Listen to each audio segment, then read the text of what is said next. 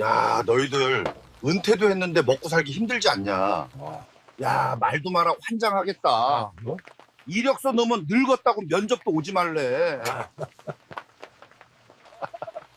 야, 너네들은 나 같은 친구들과 아주 천운이다.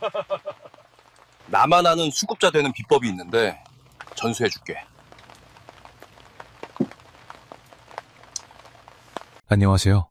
뿌리 깊은 세연 이야기, 세연직입니다. 오늘도 여러분들의 삶을 재미있게 풀어서 소개해드리겠습니다. 구독과 좋아요 하셨나요? 시작하겠습니다. 여러분은 합법이라는 말 어디까지 믿으십니까? 남들이 다 한다는 말 정말 안전할까요? 저는 그 질문에 대해 깊이 생각해 본 적이 없었습니다. 은퇴하고 고향에 내려가 친구들과 술 한잔하던 평범한 저녁, 그 자리에서 들은 한 친구의 이야기가 제 노후를 송두리째 흔들어 놓을 줄은 몰랐죠. 제도를 이용하는 건 요령이라고 생각했습니다. 남들도 다 그렇게 산다고 믿었어요. 불법은 아니라고, 그저 조금 영리하게 사는 방법이라고 스스로를 설득했습니다. 하지만 결과는 달랐습니다. 제도와 법의 경계는 생각보다 훨씬 얇았고, 그 선을 넘는 순간 모든 것이 무너져 내렸죠. 지금부터 들려드릴 이야기는 정훈이라는 평범한 60대 남자가 겪은 실제 같은 이야기입니다. 술자리에서 시작된 작은 관심이 어떻게 인생 전체를 뒤흔들었는지, 그리고 제가 무엇을 잃었는지 솔직하게 말씀드리겠습니다.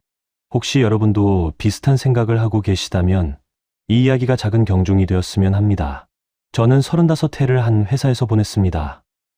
중소기업이었지만 나름 자리도 잡고 월급도 꾸준히 받으며 살았죠. 정년까지 버티진 못했지만 명예퇴직 권고를 받고 조금 일찍 나왔습니다. 61였어요. 퇴직금 받고 나니 마음이 묘하더라고요.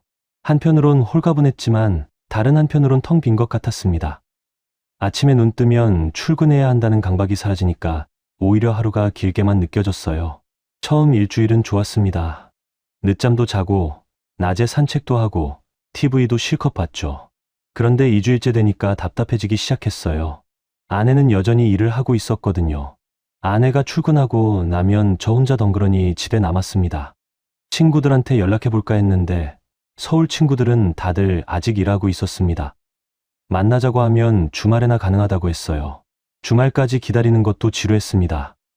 그러던 어느 날 고향 친구 철기한테서 전화가 왔습니다. 오랜만에 받는 전화였죠. 철기는 어릴 적부터 워낙 활달하고 사교적인 친구였어요. 중학교 때 같은 반이었는데 항상 반장이나 부반장을 했던 기억이 납니다. 야, 정훈아, 요새 뭐 하냐? 내려올 생각 없어? 전화 목소리부터가 옛날 그대로더라고요. 철기는 제가 은퇴했다는 소식을 어디서 들었는지 알고 있었습니다. 고향 친구 중 하나가 서울에 있는 제 후배를 알아서 소식이 전해졌나 봐요. 고향이 많이 변했어. 한번 내려와 봐. 옛날 친구들도 보고. 솔직히 처음엔 내키지 않았습니다. 고향 간 지가 워낙 오래됐고 특별히 보고 싶은 사람도 없었거든요. 부모님은 일찍 돌아가셨고 형제들도 다들 뿔뿔이 흩어져서 연락이 뜸했어요. 하지만 며칠 생각해보니 가보는 것도 나쁘지 않겠다 싶었습니다. 딱히 할 일도 없고 서울에 있어봤자 혼자 시간 보내는 것밖에 안 되니까요. 연금도 아직 몇 년 남았고 그냥 시간이나 보낼 겸 내려가기로 했습니다. 아내한테 한 달쯤 고향 다녀오겠다고 했더니 좋다고 하더라고요. 아마 집에서 빈둥거리는 제가 답답했나 봅니다. 짐을 쌌습니다. 많이 가져갈 것도 없었어요. 옷 몇 벌, 세면도구, 책 두어 권. 기차를 타고 내려가는데 창밖 풍경이 낯설면서도 익숙했습니다. 서울 떠난 게 40년 가까이 됐는데도 어릴 때 기억이 새록새록 나더라고요. 고향역에 내렸을 때 느낌이 묘했습니다. 역 건물은 새로 지어져서 깨끗했는데 역 앞 풍경은 쓸쓸했어요. 예전엔 사람들로 북적였는데 이제는 한산하기만 했습니다. 철기가 약속 장소로 잡은 곳은 시내 작은 횟집이었습니다. 택시를 타고 가는데 거리가 많이 변해 있었어요. 옛날 극장은 없어지고 그 자리에 편의점이 들어섰고 학교 앞 문방구도 카페로 바뀌었더라고요. 횟집에 도착했을 때 철기가 먼저 와 있었습니다. 30년 만에 보는 얼굴이었는데 나이는 들었어도 여전히 철기답더라고요. 환한 미소를 지으며 저를 맞이했어요. 어이구, 정훈이 이 새끼 완전 서울 사람 다 됐네. 껄껄 웃으며 제 어깨를 두드렸습니다. 그 순간 30년이 한순간에 사라지는 것 같았어요. 옛날로 돌아간 기분이었죠. 철기 옆에는 규석이라는 친구가 앉아 있었습니다. 규석이는 예전에 고향에서 작은 가게를 했던 기억이 났어요. 중학교 때 같은 동네에 살아서 자주 어울렸던 친구였습니다. 오랜만이다. 정훈아. 규석이도 반갑게 인사했습니다. 셋이서 자리에 앉아 소주 한 잔씩 따랐어요. 회도 시키고 안주도 몇 가지 더 주문했습니다. 건배, 잔을 부딪혔습니다. 소주 한 모금 넘기니까 정말 오랜만이라는 생각이 들었어요. 서울에서는 주로 맥주를 마셨거든요. 소주는 회식 때나 가끔 마셨는데 고향에 내려오니까 소주가 더 맞는 것 같았습니다. 처음엔 옛날 얘기를 했습니다. 중학교 때 선생님 얘기, 친구들 얘기, 동네 얘기. 누가 결혼했다더라, 누가 사업 크게 했다더라. 그런 이야기들이었죠. 웃고 떠들다 보니 시간 가는 줄 몰랐어요. 하지만 소주가 2병쯤 비자 분위기가 조금씩 바뀌기 시작했습니다. 옛날 추억 얘기는 금방 끝나고 현실 이야기로 넘어갔어요. 너 연금은 받냐? 규석이가 물었습니다. 저는 아직이라고 대답했죠. 65 돼야 받을 수 있는데 아직 몇 년 남았다고요. 규석이는 자기도 비슷하다며 한숨을 쉬었습니다. 나도 65 돼야 받아. 그때까지 어떻게 버티나 싶어. 규석이 얼굴에 걱정이 가득했습니다. 가게는 몇 년 전에 접었다고 하더라고요. 장사가 안 돼서 어쩔 수 없었다고. 지금은 건물 월세 받아서 간신히 산다고 했습니다. 반면 철기는 좀 달랐습니다. 뭔가 여유 있어 보였어요. 술도 잘 사고 이야기할 때도 웃음이 많았습니다. 저는 궁금해서 물었죠.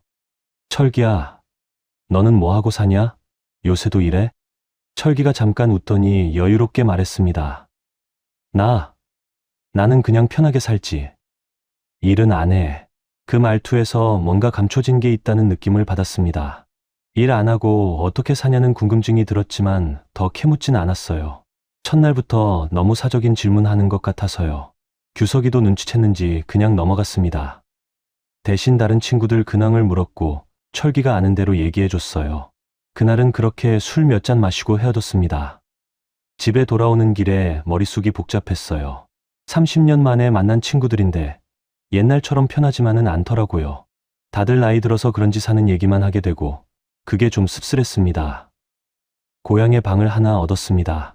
시내에서 조금 떨어진 원룸이었는데 월세가 30만 원이었어요. 서울보다 훨씬 쌌습니다. 생활비도 서울보다 확실히 덜 들었죠. 밥값도 저렴하고 교통비도 거의 안 들고 그렇게 한 달, 2달 지내다 보니 자주 철기나 규석이를 만나게 됐습니다. 특별히 할 일이 없으니까 자연스럽게 술자리가 잦아졌어요. 일주일에 2~3번은 만났던 것 같습니다. 만날 때마다 느꼈지만 철기는 정말 여유로웠습니다. 돈 걱정하는 기색이 전혀 없었어요. 저나 규석이는 술값 낼 때마다 지갑 사정을 생각했는데 철기는 그냥 쿨하게 카드를 냈습니다. 대체 뭘로 먹고 사는 걸까? 궁금했지만 물어보진 않았어요. 하지만 그 궁금증은 곧 풀리게 됩니다. 그것도 아주 자세하게요. 그리고 그 순간부터 제 인생이 틀어지기 시작했습니다. 2달쯤 지났을 때였습니다. 그날도 셋이서 같은 횟집에 모였어요. 이제는 단골이 돼서 사장님도 우리를 알아봤습니다. 자리에 앉자마자 소주 석경의 회 한 접시가 나왔죠. 소주가 2병쯤 비었을 때 철기가 슬슬 말문을 열기 시작했습니다. 평소보다 술이 좀 들어간 것 같았어요. 얼굴이 붉어지고 목소리도 커졌거든요. 야, 너희들 요즘 세상 돌아가는 거 알아? 뭔 소리냐고 물으니까 철기가 빙긋 웃더라고요. 뭔가 자랑하고 싶은 표정이었습니다. 정부에서 나오는 거 있잖아. 기초수급 같은 거 말이야. 규석이가 관심 있다는 듯 몸을 앞으로 기울였습니다. 저도 귀를 기울였고요. 사실 기초수급이 뭔지 제대로 아는 사람은 별로 없었어요. TV 뉴스에서 가끔 나오는 정도였죠. 철기는 천천히 말을 이어갔습니다. 나 지금 기초수급자야. 순간 조용해졌습니다. 처음엔 믿기지 않았어요. 철기는 술도 잘 사고 옷차림도 깔끔했거든요. 수급자라는 이미지와는 전혀 맞지 않았습니다. 무슨 소리야? 넌 멀쩡해 보이는데? 제가 물었습니다. 철기가 소주잔을 들이키더니 웃으며 설명하기 시작했어요. 그게 말이지, 요령이 있어. 세상 사는 게 다 머리 쓰기 나름이야. 규석이가 눈을 동그랗게 뜨며 더 자세히 말해달라고 했습니다. 철기는 술 한 잔 더 따라 마시고 본격적으로 이야기를 풀어놓기 시작했어요. 나 지금 LH 임대주택에 산다고 되어 있거든. 서류상으로는 말이야. 근데 실제로는 외곽의 단독주택에서 살아. 그럼 임대주택은? 규석이가 물었습니다. 그건 주소만 있는 거지. 한 달에 한두 번 가서 우편물 받아오고, 실제로 사는 집은 옛날에 내가 산 건데 지금은 조카 명의로 돌려뒀어. 증여도 아니고 매매 형식으로 해서 세금도 안 나갔지. 저는 점점 불편해지기 시작했습니다. 뭔가 이상한 방향으로 흘러가는 느낌이었죠. 하지만 철기는 아랑곳하지 않고 계속 말했습니다. 그게 다가 아니야. 차도 있거든. 2천만 원짜리 중고차. 아반떼인데 상태 좋아. 근데 그것도 친구 명의야. 내 명의로는 아무것도 없어. 왜 그렇게까지 하냐? 제가 물었습니다. 철기가 당연하다는 듯 대답했어요. 재산 있으면 수급 못 받잖아. 그래서 다 빼돌리는 거지. 명의만 바꾸면 되니까 합법적이야. 불법 아니거든. 그 말에 규석이가 고개를 끄덕였습니다. 저는 여전히 찜찜했지만 아무 말도 하지 않았어요. 분위기 깨기 싫었거든요. 철기는 거기서 멈추지 않았습니다. 더 구체적으로 설명하기 시작했어요. 카드도 안 만들어. 내 명의로 된 카드 하나도 없어. 다 현금으로만 쓰지. 은행 거래 내역에 남으면 안 되거든. 그럼 돈은 어떻게 쓰냐? 현금을 어디서 구해? 규석이가 궁금하다는 듯 물었습니다. 수급비 나오잖아. 한 달에 100만 원 정도? 생계급여 76만 원에 주거급여 28만 원. 그거면 기본 생활은 되지. 거기에 급하면 인력사무소 나가서 일당 받아. 인력사무소? 그럼 일하는 거 아냐? 제가 물었습니다. 철기가 고개를 저었어요. 그게 포인트야. 인력사무소는 현금으로 주거든. 하루 나가면 8만 원, 10만 원 받는데 기록에 안 남아. 세무서도 모르고 시청도 모르지. 일주일에 한두 번만 나가도 용도는 충분해. 규석이가 감탄하듯 말했습니다. 야, 그럼 너 한 달에 100만 원 넘게 버는 거네? 그 정도는 되지. 근데 절대 통장에 안 넣어. 다 현금으로 쓰고 남는 건 집에 보관해. 통장 잔고는 항상 100만 원 이하로 유지하고. 철기는 이 모든 걸 마치 세상 사는 지혜처럼 설명했습니다. 요령이라는 단어를 계속 반복했어요. 불법은 아니라고, 그냥 제도를 잘 활용하는 거라고 말했습니다. 생각해봐. 우리가 젊었을 때 세금 얼마나 냈어? 그 돈 이제 좀 돌려받는 거지 뭐. 당연한 거야. 철기의 논리는 그랬습니다. 자기가 낸 세금을 돌려받는 거니까 떳떳하다는 식이었죠. 규석이는 노골적으로 부러워하는 눈빛이었습니다. 나도 하고 싶은데 내 명의로 건물이 있어서 안 되겠지. 건물 있으면 힘들지. 근데 방법이 아예 없는 건 아니야. 명예 이전하고 몇 년 기다리면. 철기가 설명을 이어가려는데 제가 끊었습니다. 야, 그런 건 좀. 말끝을 흐렸습니다. 뭐라고 말해야 할지 몰랐어요. 이건 잘못됐다고 말하고 싶었지만 그러면 분위기가 싸해질 것 같았거든요. 철기가 제 눈치를 살피더니 웃었습니다. 정훈이, 너는 워낙 똑바로 살았으니까 그런 거 모를 거야. 근데 말이야, 세상이 원래 그래. 아는 사람만 챙겨 먹는 거지. 그 말에 규석이도 맞장구 쳤습니다. 맞아. 모르면 손해야. 나도 진작 알았으면 건물 정리하고 했을 텐데. 저는 속으로 생각했습니다. 이게 맞는 건가? 합법이라고는 하지만 뭔가 찜찜한데. 하지만 입 밖으로 내진 않았어요. 괜히 훈계하는 사람처럼 보이기도 싫었고 무엇보다 확신이 없었거든요. 솔직히 저도 잘 몰랐으니까요. 기초수급이 정확히 어떤 제도인지, 어떻게 받는 건지, 어디까지가 합법이고 어디서부터가 불법인지 그냥 TV에서 본 게 전부였어요. 술자리는 그렇게 끝났습니다. 헤어질 때 철기가 제 어깨를 두드리며 말했어요. 너무 딱딱하게 살지 마. 세상 좀 유연하게 살아야지.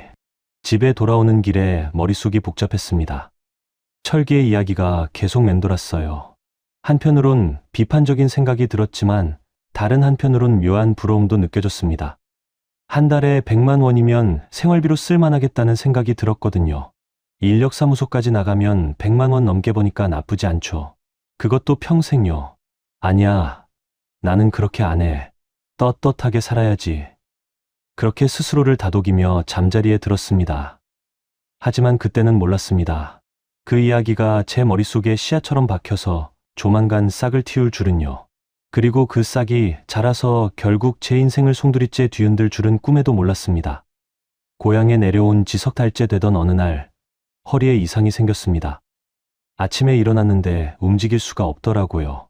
허리가 끊어질 듯 아팠습니다. 처음엔 그냥 삐끗한 줄 알았어요. 파스 붙이고 하루 쉬면 나아지겠지 싶었죠. 근데 이틀이 지나도 나아지지 않았습니다. 오히려 더 심해졌어요. 화장실 가는 것도 힘들 정도였습니다. 어쩔 수 없이 병원에 갔습니다. 동네 정형외과였는데 의사 선생님이 젊었어요. 제 허리를 이리저리 눌러보더니 심각한 표정을 지었습니다. MRI 찍어봐야겠습니다. MRI라는 말에 가슴이 철렁했어요. 비쌀 거라는 생각이 먼저 들었거든요. 의사는 큰 병원 소개서를 써줬고 저는 그 길로 시내 종합병원으로 갔습니다. MRI 촬영비가 30만 원 넘게 나왔습니다. 건강보험 적용해도 그 정도였어요. 결과는 일주일 후에 나온다고 했습니다. 일주일 동안 불안했습니다. 혹시 수술해야 하는 건 아닌지, 치료비는 얼마나 나올지. 밤에 잠도 제대로 못 잤어요. 허리도 아팠지만 걱정 때문에 더 잠을 못 잤습니다. 결과를 들으러 갔을 때 의사 선생님이 MRI 사진을 보여줬습니다. 검은 화면에 뭔가 하얗게 나온 부분이 있었어요. 보이시죠? 여기 디스크가 많이 튀어나왔습니다. 허리 4번과 5번 사이예요. 의사의 설명을 들으니 심각하다는 게 느껴졌습니다. 수술해야 합니까? 떨리는 목소리로 물었습니다. 의사는 고개를 저었어요. 지금 당장은 아닙니다. 하지만 방치하면 나중에 수술해야 할 수도 있어요. 지금부터 꾸준히 치료받으셔야 합니다. 어떤 치료를 받아야 하는데요? 물리치료 주 3회 약물치료 병행하시고 한 달에 한 번씩 주사 맞으셔야 합니다. 최소 2~3달은 다니셔야 해요. 그리고 무거운 것 들지 마시고 오래 앉아 계시지도 마세요. 의사 말을 듣고 나오는데 머릿속이 하얘졌습니다. 치료비가 얼마나 나올까 계산이 먼저 됐어요. 물리치료 한 번에 15,000원, 일주일에 3번이면 45,000원. 한 달이면 20만 원 가까이 나오는 거죠. 거기에 약값, 주사값까지 합치면 한 달에 50만 원은 나갈 것 같았습니다. 당장 그날부터 치료를 시작했습니다. 물리치료실에 가니 할머니, 할아버지들이 많이 계시더라고요. 저도 이제 그 대열에 합류한 거죠. 핫팩 올리고 전기 치료받고 견인 치료받고 1시간 넘게 걸렸습니다. 치료받고 나면 좀 나아지는 것 같았는데 집에 오면 또 아팠어요. 약도 먹기 시작했습니다. 소염제, 근육이완제, 진통제. 하루에 3번씩 먹어야 했어요. 약 먹으면 속이 안 좋아서 밥을 제대로 못 먹었습니다. 퇴직금은 생활비로 조금씩 쓰고 있었습니다. 원래 계획은 연금 나올 때까지 최대한 아껴 쓰려고 했어요. 근데 병원비가 예상보다 많이 나오니까 부담스러워지기 시작했습니다. 한 달 치료비가 정확히 48만 원 나왔습니다. 생각했던 것보다 좀 적었지만 계속 나가야 한다고 생각하니 막막했어요. 2~3달이면 150만 원, 석 달이면 거의 200만 원 가까이 되는 거잖아요. 월세가 30만 원, 생활비가 50만 원 정도 들었습니다. 거기에 병원비까지 합치니까 한 달에 130만 원 넘게 나갔어요. 퇴직금이 있긴 했지만 이렇게 나가다간 2~3년 못 버틸 것 같았습니다. 연금은 아직 3년이나 남았습니다. 3년 동안 이렇게 살 순 없잖아요. 뭔가 방법을 찾아야 했는데 마땅한 게 없었어요. 일을 하자니 허리 때문에 못하겠고 그렇다고 가만히 있자니 돈이 계속 나가기만 했습니다. 아내한테 전화할까 고민했습니다. 밤에 아내한테 전화했어요. 안부 묻고 밥 잘 먹냐고 물어보고 아내도 잘 지낸다고 했습니다. 당신은 고향에서 뭐하고 지내요? 그냥 친구들이나 만나고 그래. 허리는 괜찮아요? 순간 말하려다가 멈췄습니다. 병원비 좀 보태달라고 할까 망설였는데 아내도 자기 일하느라 바쁜데 부담 주기 싫었어요. 게다가 제가 고향 내려온다고 했을 때 아내는 별로 반대하지 않았거든요. 오히려 좋다고 했어요. 그런데 이제 와서 돈 달라고 하면 뭐라고 할까 싶었습니다. 응, 괜찮아. 별일 없어. 거짓말을 했습니다. 결국 아무 말도 하지 못하고 전화를 끊었어요. 전화 끊고 나니 더 외로웠습니다. 서울에 있는 집이 그리웠어요. 아내가 옆에 있었으면 좋겠다는 생각도 들었고요.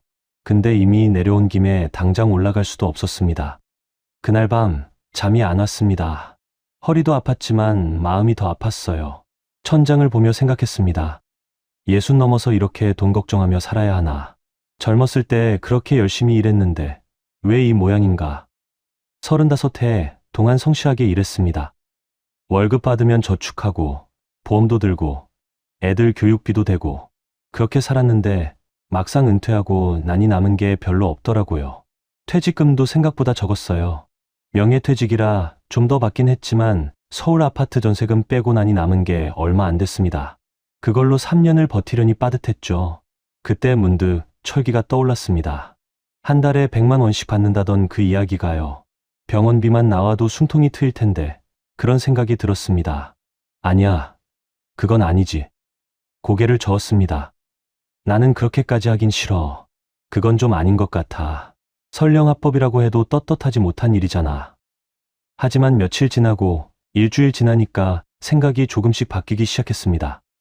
병원비 고지서가 계속 쌓이고 통장 잔고는 줄어들고 현실이 저를 압박했습니다.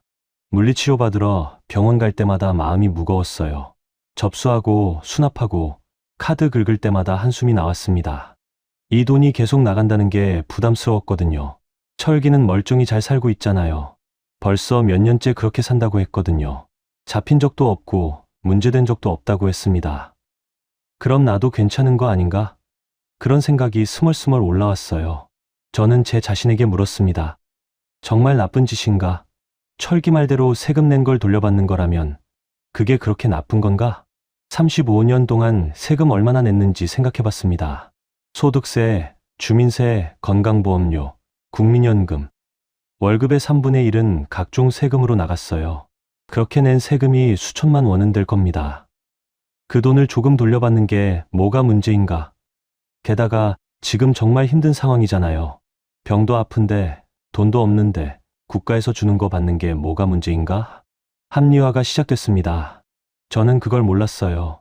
사람이 어려울 때 얼마나 쉽게 선을 넘게 되는지. 아픔과 걱정이 쌓이면 판단력이 흐려진다는 걸 그때는 미처 깨닫지 못했습니다. 2주일쯤 지났을 때 더 이상 참을 수가 없었습니다. 병원비 고지서를 보는데 눈물이 날 것 같았어요. 이러다간 정말 퇴직금 다 까먹겠다는 생각이 들었습니다. 결국 저는 철기한테 전화를 걸었습니다. 손이 떨렸어요. 전화번호를 누르는데 가슴이 두근거렸습니다. 이게 맞는 건가? 정말 해도 되는 건가? 망설여졌지만 통화 버튼을 눌렀습니다. 전화를 받은 철기는 반가워했습니다. 야, 정훈아, 웬일이야? 오늘 술 한잔 할까? 아니, 그게 아니고 저번에 말한 그거 말이야. 그거? 무슨 그거? 철기가 진짜 몰라서 물어보는 건지 아니면 전화상으로는 조심스러워서 그러는 건지 모르겠더라고요. 저는 조심스럽게 말을 이었습니다. 기초수급 말이야. 어떻게 하는 건지 좀 알려줄 수 있냐? 전화 너머로 잠깐 침묵이 흘렀습니다. 그러더니 철기가 물었어요. 왜? 너도 하려고? 응, 사정이 좀 생겨서. 무슨 사정? 저는 허리 아픈 얘기를 했습니다. 병원비 나가는 것도 말했고 퇴직금이 계속 줄어드는 것도 털어놨어요. 말하다 보니 목이 메었습니다. 이렇게까지 말해야 하나 싶어서 자존심도 상했지만 어쩔 수 없었습니다. 철기는 알겠다는 듯 한숨을 쉬었습니다. 그래, 힘들겠네. 알았어. 그럼 내일 만나자. 전화로 하기는 좀 그렇고 직접 만나서 자세히 알려줄게. 고맙다. 친구 사이의 뭘. 내일 2시에 저번에 갔던 커피숍으로 와. 다음날 철기는 커피숍에서 저를 기다리고 있었습니다. 조용한 곳 구석자리에 앉아 있었어요. 저는 죄책감과 기대감이 뒤섞인 채로 그를 마주했습니다. 커피를 시키고 앉았습니다. 철기가 주위를 둘러보더니 작은 목소리로 말하기 시작했어요. 일단 재산부터 정리해야 해. 집 있어? 아니, 서울에서 전세 살았어. 지금은 고향에서 월세 들어가 있고. 전세금은? 3억 있어. 아내가 임차인인데. 철기가 고개를 끄덕였습니다. 그건 배우자 재산이니까 상관없어. 이혼 도장만 안 찍었지. 사실상 이혼 관계라고 하면 돼. 근데 혹시 너 명의로 된 통장에 돈 많이 있어? 1,000만 원 정도? 그거 빼야 돼. 통장 잔고가 300만 원 넘으면 안 돼. 현금으로 빼서 집에 보관해. 메모라도 해야 하나 싶었지만 그냥 듣기만 했습니다. 철기는 계속 설명했어요. 차는 있긴 한데 서울에 두고 왔어. 10년 넘은 중고차야. 시가 100만 원 정도? 그래도 처리해야 해. 차량 조회하면 다 나오거든. 친한 사람 명의로 돌려. 아내 명의도 안 돼. 완전 남 명의로 해야 해. 명예 이전하면 세금 나오지 않아? 100만 원짜리면 별로 안 나와. 그냥 매매 형식으로 하면 돼. 증여는 절대 하지 마. 증여는 기록에 남으니까. 저는 메모하듯 듣고 있었습니다. 머릿속으로 정리하면서요. 철기는 더 구체적으로 설명했습니다. 통장도 정리해. 돈 많이 있으면 안 돼. 최소한만 남겨두고 나머지는 현금으로 빼. 그리고 카드 절대 쓰지 마. 카드 사용 내역 다 조회되거든. 현금만 써야 해. 카드를 아예 안 쓰라고? 응. 신용카드, 체크카드 다 안 돼. 있는 것도 해지하는 게 좋아. 혹시 조사 나왔을 때 카드 사용 내역 보면 생활 수준 파악되거든. 점점 복잡해졌습니다. 하지만 철기는 이미 다 경험한 사람처럼 자세히 알려줬어요. 신청은 읍사무소 가서 하면 돼. 가서 기초수급 신청하겠다고 하면 서류 줘. 그거 작성해서 내면 되는데 제일 중요한 게 뭔지 알아? 뭔데? 소득이 없어야 해. 일 안 한다고 해야 하고 건강 안 좋아서 못 일한다고 해야 해. 너는 허리 아프잖아. 그거 진단서 떼서 같이 내. 그럼 일 못하는 거 증명되지. 그럼 인력사무소는? 철기가 손가락을 입술에 갖다 댔습니다. 그건 나중 얘기야. 일단 받고 나서 조심조심 하는 거지. 처음부터 하면 안 돼. 최소 6개월은 정말 아무 일도 하지 마. 그래야 의심 안 사. 철기는 거기서 멈추지 않았습니다. 가사 조사 때 어떻게 대답해야 하는지까지 알려줬어요. 담당자가 집에 나와. 실태 조사라고. 그때 뭐라고 말하는지가 중요해. 가족한테 지원받냐고 물어보면 없다고 해. 친구들한테 빌려 쓴다고 해. 그리고 집은 깨끗하게 정리하지 마. 너무 깨끗하면 생활 여유 있어 보이거든. 저는 듣다가 물었습니다. 근데 이거 걸리면 어떻게 돼? 철기가 잠깐 심각한 표정을 지었습니다. 걸리면 받았던 거 다 토해내야 해. 거기에 부가금까지 물어야 하고, 심하면 형사 고발도 당할 수 있어. 가슴이 철렁했습니다. 형사 고발이라는 말에요. 그럼 위험한 거 아니야? 조심만 하면 안 걸려. 나도 3년째 하는데 아무 문제 없잖아. 욕심만 안 부리면 돼. 차 사지 말고, 명예 이전하지 말고, 큰돈 쓰지 말고. 그냥 조용히 살면 아무도 몰라. 그 말에 마음이 조금 놓였습니다. 3년이면 짧지 않은 시간이잖아요. 철기가 멀쩡히 하고 있으니까 저도 할 수 있을 것 같았어요. 커피숍을 나오면서 철기가 제 어깨를 두드렸습니다. 너무 걱정하지 마. 다들 하는 거야. 우리만 바보처럼 손해볼 필요 없어. 집에 돌아와서 생각했습니다. 정말 할까? 아직도 망설여졌어요. 하지만 통장 잔고를 보니까 마음이 기울었습니다. 지금 하지 않으면 몇 달 후엔 정말 막막해질 것 같았거든요. 이틀 동안 고민했습니다. 밤에 잠도 제대로 못 잤어요. 꿈에서도 철기 얘기가 나오고 병원비 고지서가 나오고 통장 잔고가 줄어드는 게 보였습니다. 결국 결심했습니다. 하기로요. 먼저 차부터 처리했어요. 서울에 있는 고향 후배한테 전화했습니다. 차 명의 좀 빌려달라고요. 후배는 이유를 물어봤지만 그냥 사정이 있다고 얼버무렸죠. 다행히 후배가 흔쾌히 그러라고 했습니다. 서울 올라가서 차량 등록사업소 갔습니다. 명예 이전 서류 작성하고 도장 찍고 차는 그대로 후배한테 맡겼습니다. 필요할 때 빌려 쓴다고 하면서요. 통장도 정리했습니다. 1,000만 원 중에 1,700만 원을 현금으로 빼냈어요. 은행 직원이 이유를 물어봐서 집 수리한다고 둘러댔습니다. 현금을 받아들고 가방에 넣는데 손이 떨렸어요. 이렇게 큰 돈을 현금으로 가지고 다니는 게 처음이었거든요. 집에 와서 현금을 옷장 깊숙한 곳에 숨겼습니다. 비닐봉지에 싸서 옷 사이에 넣어뒀어요. 혹시 도둑이라도 들까봐 걱정됐지만 어쩔 수 없었습니다. 카드도 해지했습니다. 신용카드 2장, 체크카드 1장. 은행에 가서 해지하겠다고 했더니 직원이 왜 해지하냐고 물었어요. 그냥 필요 없다고 했습니다. 모든 준비가 끝났습니다.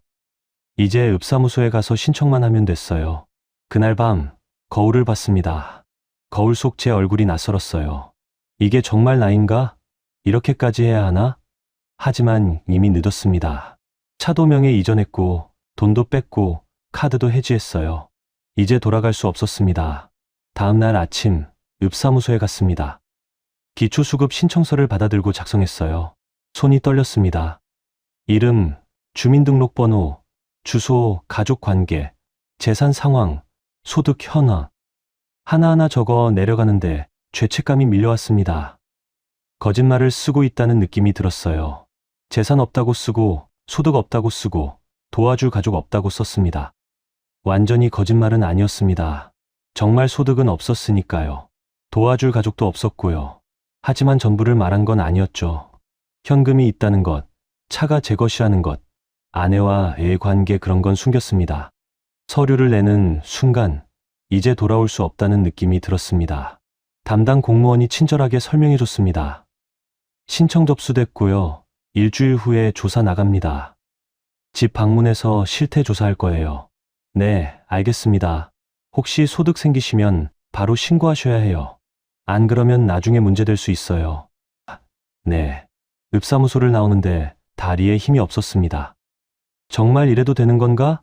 마지막까지 망설여졌지만 이미 서류는 냈습니다.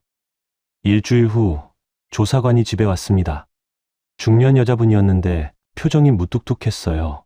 집 안을 둘러보고 냉장고도 열어보고 이것저것 물어봤습니다. 가족들이 도와주진 않나요?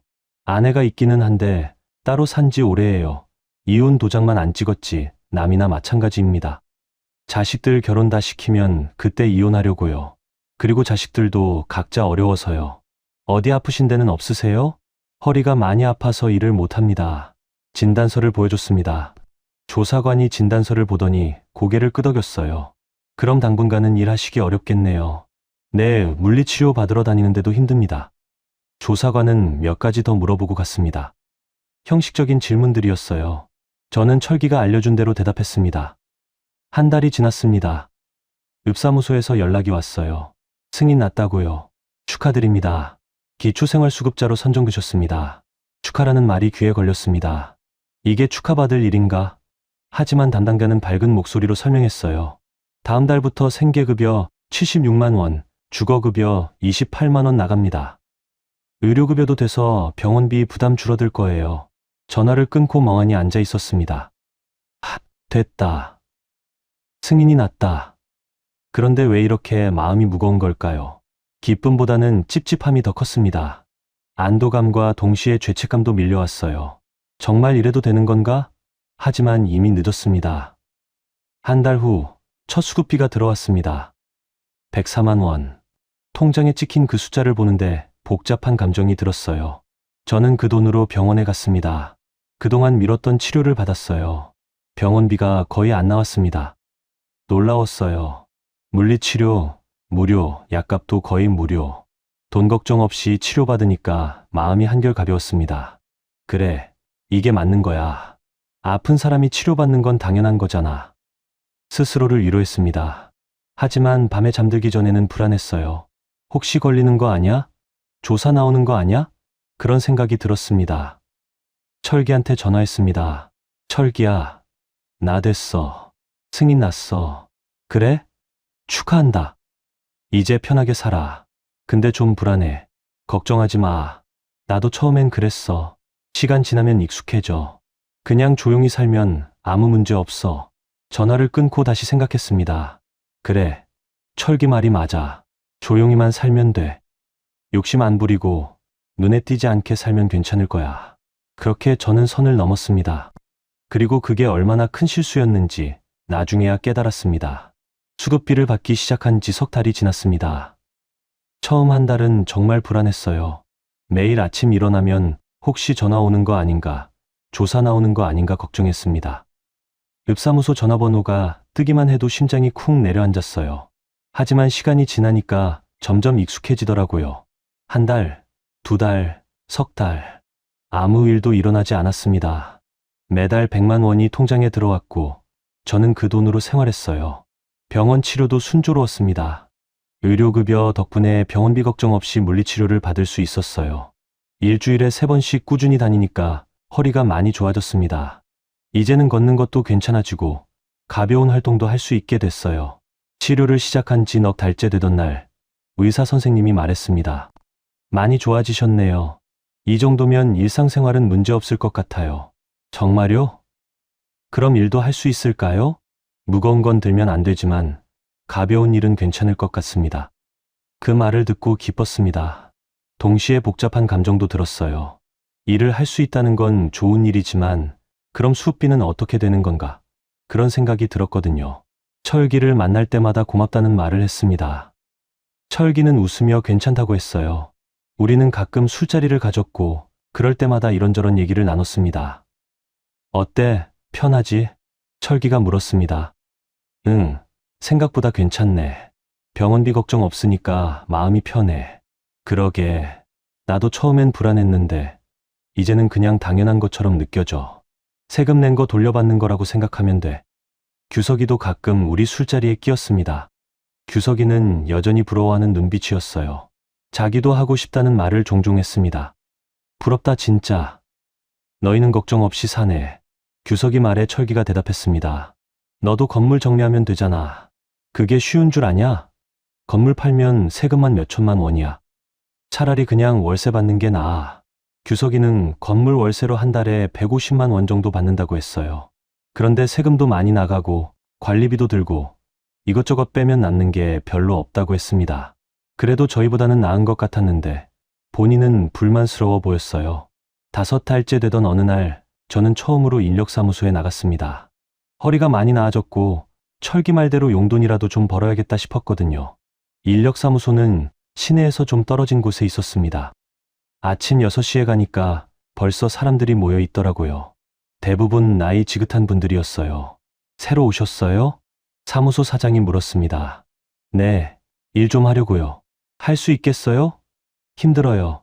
가벼운 일이면 괜찮습니다. 사장이 이것저것 물어봤습니다. 나이, 할 수 있는 일, 건강 상태. 저는 허리는 좀 안 좋지만 가벼운 일은 할 수 있다고 했어요. 오늘은 창고 정리 있는데 갈래요? 일당 8만 원. 네, 가겠습니다.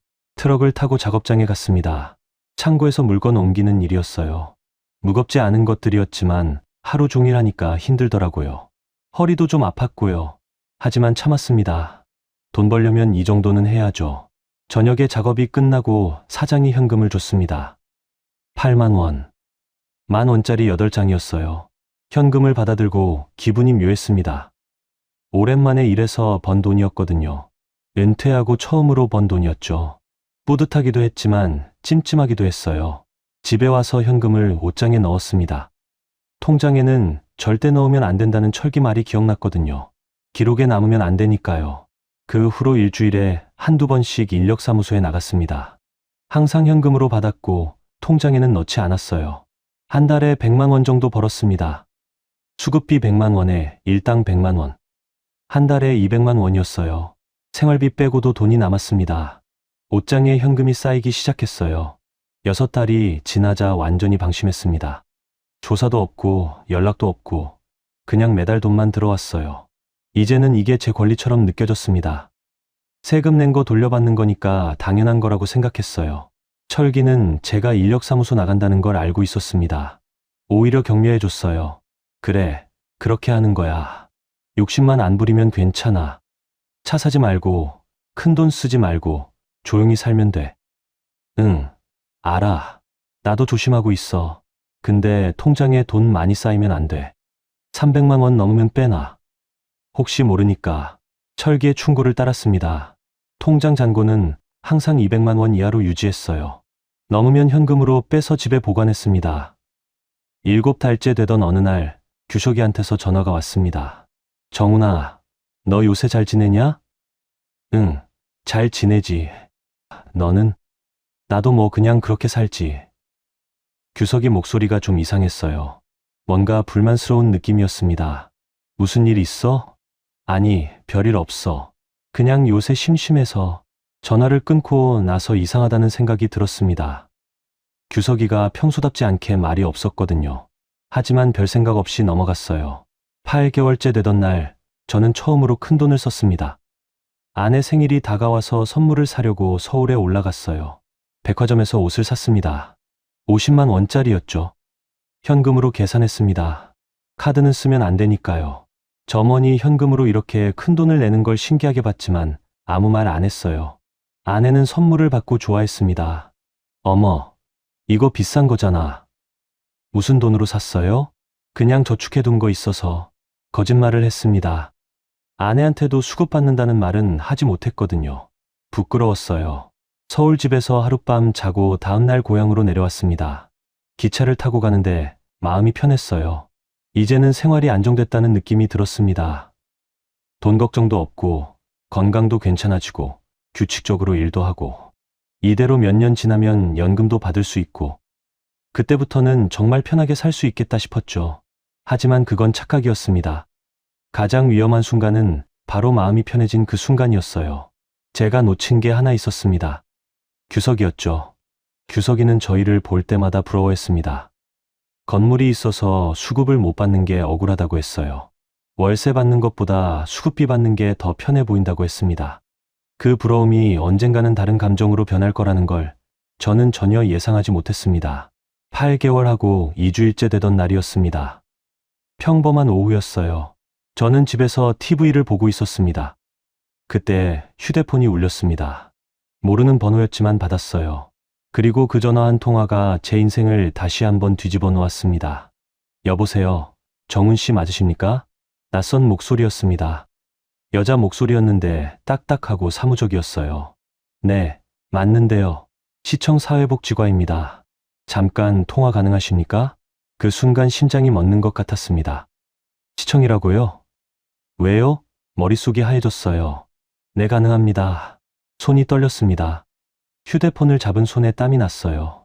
정훈 씨께서 받으시는 기초수급비 관련해서 조사가 진행됐습니다. 조사라는 단어에 가슴이 쿵 내려앉았습니다. 무슨 조사요? 부정수급, 의심건으로 신고가 들어왔거든요. 그래서 재산 조회하고 소득 내역 확인했습니다. 신고? 누가요? 왜요? 머릿속이 복잡해졌습니다. 차량 소유 내역 조회했는데요. 작년 10월에 명의 이전된 차량이 확인됐습니다. 친구분 명의로 되어 있던데 실제 소유주가 정훈 씨 맞으시죠? 자동차 보험이 정훈 씨로 되어 있는 내역이 확인되었습니다. 할 말이 없었습니다. 그리고 인력사무소 소득 내역도 파악됐습니다. 동성인력사무소 대표님한테 확인했는데 정훈 씨가 지난 3개월간 22번 출근하셨고 총 200만 원 정도 일당 받으신 걸로 나와 있습니다. 현금으로 받았는데 어떻게 알았을까요? 나중에 알았지만 인력사무소도 장부를 쓴다더라고요. 세무조사 대비해서요. 그게 다 기록으로 남아 있었던 겁니다. 그게 변명할 말이 떠오르지 않았습니다. 목소리가 떨렸어요. 일단 시청으로 한번 나오시겠습니까? 자세한 이야기는 대면에서 하는 게 좋을 것 같습니다. 내일 오전 10시 가능하세요? 네, 가겠습니다. 네, 그럼 내일 뵙겠습니다. 사회복지과로 오시면 됩니다. 전화를 끊고 나서 한참을 멍하니 앉아 있었습니다. 손이 계속 떨렸어요. 다리에도 힘이 없었습니다. 어떻게 알았지? 누가 신고했지? 왜 하필 나를? 철기는 멀쩡한데 왜 나만? 머릿속이 복잡했습니다. 생각이 정리되지 않았어요. 공포와 억울함이 뒤섞였습니다. 그날 밤 잠을 한숨도 못 잤습니다. 천장만 바라보며 생각했어요. 내일 가면 뭐라고 말하지? 인정해야 하나? 부인해야 하나? 하지만 증거가 다 있는데 부인할 수도 없었습니다. 차량 명의 이전 기록도 있고 인력사무소 출근 기록도 있고 다음날 아침 시청에 갔습니다. 사회복지관은 3층에 있었어요. 엘리베이터를 타고 올라가는데 다리가 후들거렸습니다. 복지과에 들어가니 어제 전화했던 담당자가 기다리고 있었습니다. 40대쯤 되어 보이는 여자 공무원이었어요. 정훈 씨 오셨네요. 여기 앉으세요. 자리에 앉았습니다. 책상 위에 서류가 잔뜩 놓여 있었어요. 담당자가 서류를 하나씩 보여주며 설명하기 시작했습니다. 여기 보시면 작년 10월 15일 차량 명의 이전 내역입니다. 신청 한 달 전이네요. 중고차, 시가 120만 원으로 평가되는 차량입니다. 서류를 보니 제 이름과 후배 이름이 적혀 있었습니다. 날짜도 정확했어요. 그리고 이건 인력사무소 출근 기록입니다. 지난 3개월간 22번 출근하셨네요. 하루 평균 9만 원씩 받으셨고요. 또 다른 서류를 보여줬습니다. 날짜별로 제 이름이 적혀 있었어요. 정말 세세하게 기록되어 있었습니다. 차량 소유와 근로소득은 명백한 부정수급에 해당합니다. 또한 사실상 이혼 주장하셨는데 얼마 전에 배우자님과도 만나셨네요. 할 말이 없었습니다. 증거가 너무 확실했어요. 인정하십니까? 고개를 숙였습니다. 죄송합니다. 담당자가 한숨을 쉬었습니다. 왜 이러셨어요? 차량 있으면 신고하셔야죠.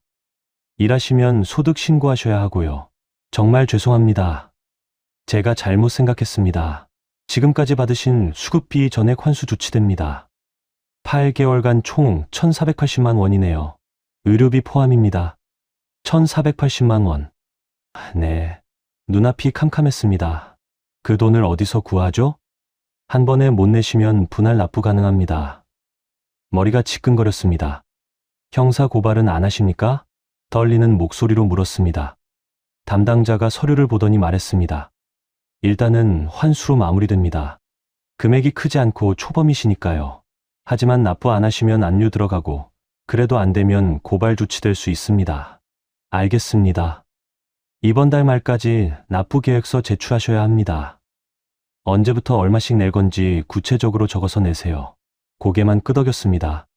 더 이상 아무 말도 나오지 않았어요. 참고로 신고자는 익명이라 알려드릴 수 없습니다. 하지만 신고 내용이 매우 구체적이었어요. 차량 정보, 인력사무소 이름까지 정확하게 알고 있더라고요. 그 말에 가슴이 철렁했습니다.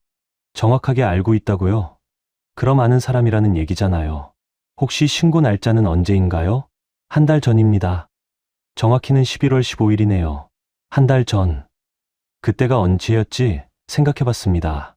규석이랑 마지막으로 술 마신 게 그 즈음이었어요. 설마 규석이? 아니야. 규석이가 왜? 이유가 없잖아. 하지만 의심이 들기 시작했습니다. 시청을 나왔습니다. 햇빛이 눈부셨어요. 하지만 세상은 어둡게만 느껴졌습니다. 걸어서 집으로 돌아왔습니다. 다리에 힘이 하나도 없었어요. 집에 도착해서 소파에 주저앉았습니다. 억울했습니다. 왜 나만 걸렸지? 철기는 3년째 하는데 아무 문제 없잖아요. 왜 하필 나만? 누가 신고했을까? 정말 규석이일까? 머릿속이 복잡했습니다. 확인하고 싶었지만 어떻게 물어봐야 할지 몰랐어요. 그날 저녁 철기한테 전화했습니다. 철기야, 나 큰일 났어. 왜? 무슨 일인데? 시청에서 연락 왔어. 부정수급으로 걸렸어. 전화 너머로 철기가 놀라는 게 느껴졌습니다. 뭐? 어떻게? 차량 명의 이전이랑 인력사무소 일당 다 걸렸어. 신고 들어왔대. 신고? 누가? 모르겠어. 익명이래. 근데 한 달 전에 신고 들어왔대. 잠깐 침묵이 흘렀습니다. 그러더니 철기가 말했어요. 야, 혹시 규석이 아니냐? 그 말에 가슴이 철렁했습니다. 철기도 규석이를 의심하는 거였어요. 하지만 진실은 제 상상보다 훨씬 복잡했습니다. 그걸 알게 되는 건 사흘 후였죠. 환수 통보받고 사흘째 되던 날이었습니다. 그동안 저는 집에만 틀어박혀 있었어요. 아무도 만나기 싫었고 전화도 받기 싫었습니다. 철기한테도 연락 안 하고 규석이한테도 연락 안 했어요. 납부 계획서를 어떻게 쓸지 고민하고 있었습니다. 결국 아내한테 말해야 할 것 같았습니다. 좀 빌려달라고요. 오후 3시쯤이었습니다. 휴대폰이 울렸어요. 규석이었습니다. 받기 싫었지만 받았습니다. 혹시 규석이가 신고한 건지 확인하고 싶기도 했거든요. 정훈아, 나 좀 만나자. 목소리가 무거웠습니다. 뭔가 심각한 일이 있는 것 같았어요. 왜? 만나서 얘기해야 할 게 있어. 중요한 거야. 전화로 하면 안 돼? 아니, 꼭 만나서 해야 해. 저번에 갔던 커피숍으로 와. 1시간 후에 전화를 끊었습니다. 가기 싫었지만 가야 할 것 같았어요. 뭔가 중요한 얘기라는데 안 갈 수도 없었습니다. 커피숍에 도착했을 때 규석이가 먼저 와 있었습니다. 구석 자리에 앉아서 창밖을 보고 있었어요. 얼굴이 많이 어두웠습니다. 왔냐? 규석이가 힘없이 말했습니다. 저는 맞은편에 앉았어요. 커피도 주문하지 않았습니다. 한참 동안 침묵이 흘렀습니다. 규석이는 계속 창밖만 보고 있었어요. 저는 기다렸습니다. 규석이가 저를 똑바로 쳐다봤습니다. 눈이 충혈되어 있었어요. 며칠 밤을 제대로 못 잔 것 같았습니다. 사실은 말이야. 규석이가 말을 시작했습니다. 천천히 조심스럽게요. 너 얼마 전에 철기 부정수급 조사받은 거 알아? 철기 신고한 게 바로 나야. 순간 귀를 의심했습니다. 뭐, 그날 술자리 기억나지? 철기가 자랑하듯 떠들던 거. 그게 너무 얄미웠어. 규석이의 고백은 거기서 끝이 아니었습니다. 그는 계속 말을 이어갔어요. 나는 건물 하나 있다고 수급도 못 받잖아. 월세 받아봤자 세금 내고 나면 남는 게 별로 없어. 관리비도 나가고 수리비도 나가고 한 달에 실제로 손에 쥐는 돈은 100만 원도 안 돼. 규석이 목소리에 억울함이 묻어났습니다. 근데 철기는 어떻게 사냐? 아무것도 없다고 하면서 차도 타고 집도 있고 일도 하고 그러면서 수급비까지 받잖아. 그게 너무 얄미웠어. 우쭐대는 게 보기 싫었다고. 그래서 신고했어? 응. 복지부 신고센터에 전화했어. 철기가 차 가지고 있고 집도 실제로는 본인 거고 인력사무소에서 일도 한다고 다 말했어. 저는 멍하니 규석이를 바라봤습니다. 철기도 나처럼 부정수급 조사를 받았구나. 하지만 잘 넘어갔구나. 근데 조사 나갔더니 철기 놈이 잘 넘어가더라고. 증거가 부족했나 봐. 집 명의가 진짜 조카로 되어 있고 차도 친구 명의라 입증이 안 됐나 봐. 규석이가 한숨을 쉬었습니다. 그래서 더 화났어. 신고까지 했는데 빠져나가는 게. 그 양반 운도 좋더라. 저는 아직도 상황이 정리되지 않았습니다. 그럼 저는요? 제가 걸린 건 뭐예요? 규석이가 말을 이었습니다. 근데 말이야, 며칠 전에 철기한테 전화가 왔어. 철기가? 응. 자기가 조사받은 거 너도 아냐고 물어보더라. 나는 모른다고 했지. 내가 너 하는 짓이 얄미워서 신고했다고 할 수는 없잖아. 그랬더니 철기가 그러는 거야. 네가 한 것 같다고. 머리를 망치로 맞은 것 같았습니다. 뭐라고? 철기가 자기를 신고한 게 너라고 생각하는 거야. 자기가 수급 알려줬더니 배신한 거라고. 자기만 신고받고 너는 멀쩡히 받으니까 의심한 거지. 세상이 무너지는 소리가 들렸습니다. 그래서 철기가, 규석이가 고개를 끄덕였습니다. 그래. 철기가 너 신고했어. 보복성으로. 언제? 한 달 전. 내가 신고하고 2주일 후쯤? 그때 규석이가 전화했던 게 기억났어요. 목소리가 이상했던 그날이요. 규석이가 철기를 신고했고 철기는 제가 신고한 줄 알고 저를 신고했고 결국 제가 걸린 거죠. 정작 처음 신고한 규석이는 멀쩡하고 3년째 해온 철기도 넘어갔고. 정훈아, 정말 미안해. 내가 나서서 철기한테 말할까? 네가 신고한 게 아니고 내가 신고했다고? 고개를 저었습니다. 됐어. 이미 엎질러진 물이야. 근데 너 환수금 얼마래? 1,500만 원 정도. 헐, 그렇게 많이? 규석이가 미안하다는 말을 또 했습니다. 하지만 저는 듣고 싶지 않았어요. 나 먼저 갈게. 자리에서 일어났습니다. 규석이가 뭐라고 말하려 했지만 듣지 않고 커피숍을 나왔습니다. 걸어서 집으로 돌아왔습니다. 머릿속이 복잡했어요. 누구를 원망해야 할까요? 규석이를, 철기를, 아니면 저 자신을? 집에 도착해서 소파에 앉았습니다. 창밖을 보며 생각했어요. 규석이는 질투 때문에 신고했습니다. 철기가 잘 사는 게 얄미워서요. 철기는 오해 때문에 신고했습니다. 제가 배신했다고 생각해서요. 악이라기보다는 의심과 오해였어요. 그리고 그 오해의 출발점은 제 선택이었습니다. 그날 술자리에 앉아서 철기 얘기를 듣지 않았다면, 관심을 갖지 않았다면, 따라하지 않았다면 결국 답은 하나였습니다. 제가 잘못한 겁니다. 철기도, 규석이도, 제도도 아닌 바로 저였어요. 그 모든 과정에서 선택한 건 저였습니다. 그날 밤 아내한테 전화했습니다. 모든 걸 털어놨어요. 수급받은 것, 걸린 것, 환수금 내야 하는 것. 아내는 한참을 아무 말이 없었습니다. 그러더니 한숨만 쉬었어요. 당신이 그럴 줄은 몰랐어요. 그 말이 제일 아팠습니다. 저도 몰랐어요. 제가 이럴 사람인 줄은요. 돈은 어떻게 할 거예요? 있는 거 다 털어도 모자라. 좀 빌려줄 수 있어? 또 침묵이 흘렀습니다. 알았어요. 보내드릴게요. 근데 이제 고향 생활 정리하고 서울로 올라오세요. 응. 전화를 끊고 눈물이 났습니다. 60이 넘어서 아내한테 이런 꼴을 보이다니. 부끄러웠어요. 환수금은 아내가 보내준 돈으로 냈습니다. 일시불로요. 통장 잔고가 거의 바닥났습니다. 옷장에 모아둔 현금도 다 썼고요. 8개월 동안 모은 돈이 하루아침에 날아갔습니다. 철기와는 연락을 끊었습니다. 규석이한테 사실을 말하지 말라고 신신당부했어요. 말해봤자 소용없었거든요. 철기도 저한테 연락하지 않았습니다. 아마 아직도 제가 신고했다고 생각하고 있을 거예요. 규석이는 가끔 미안하다고 문자를 보냈습니다.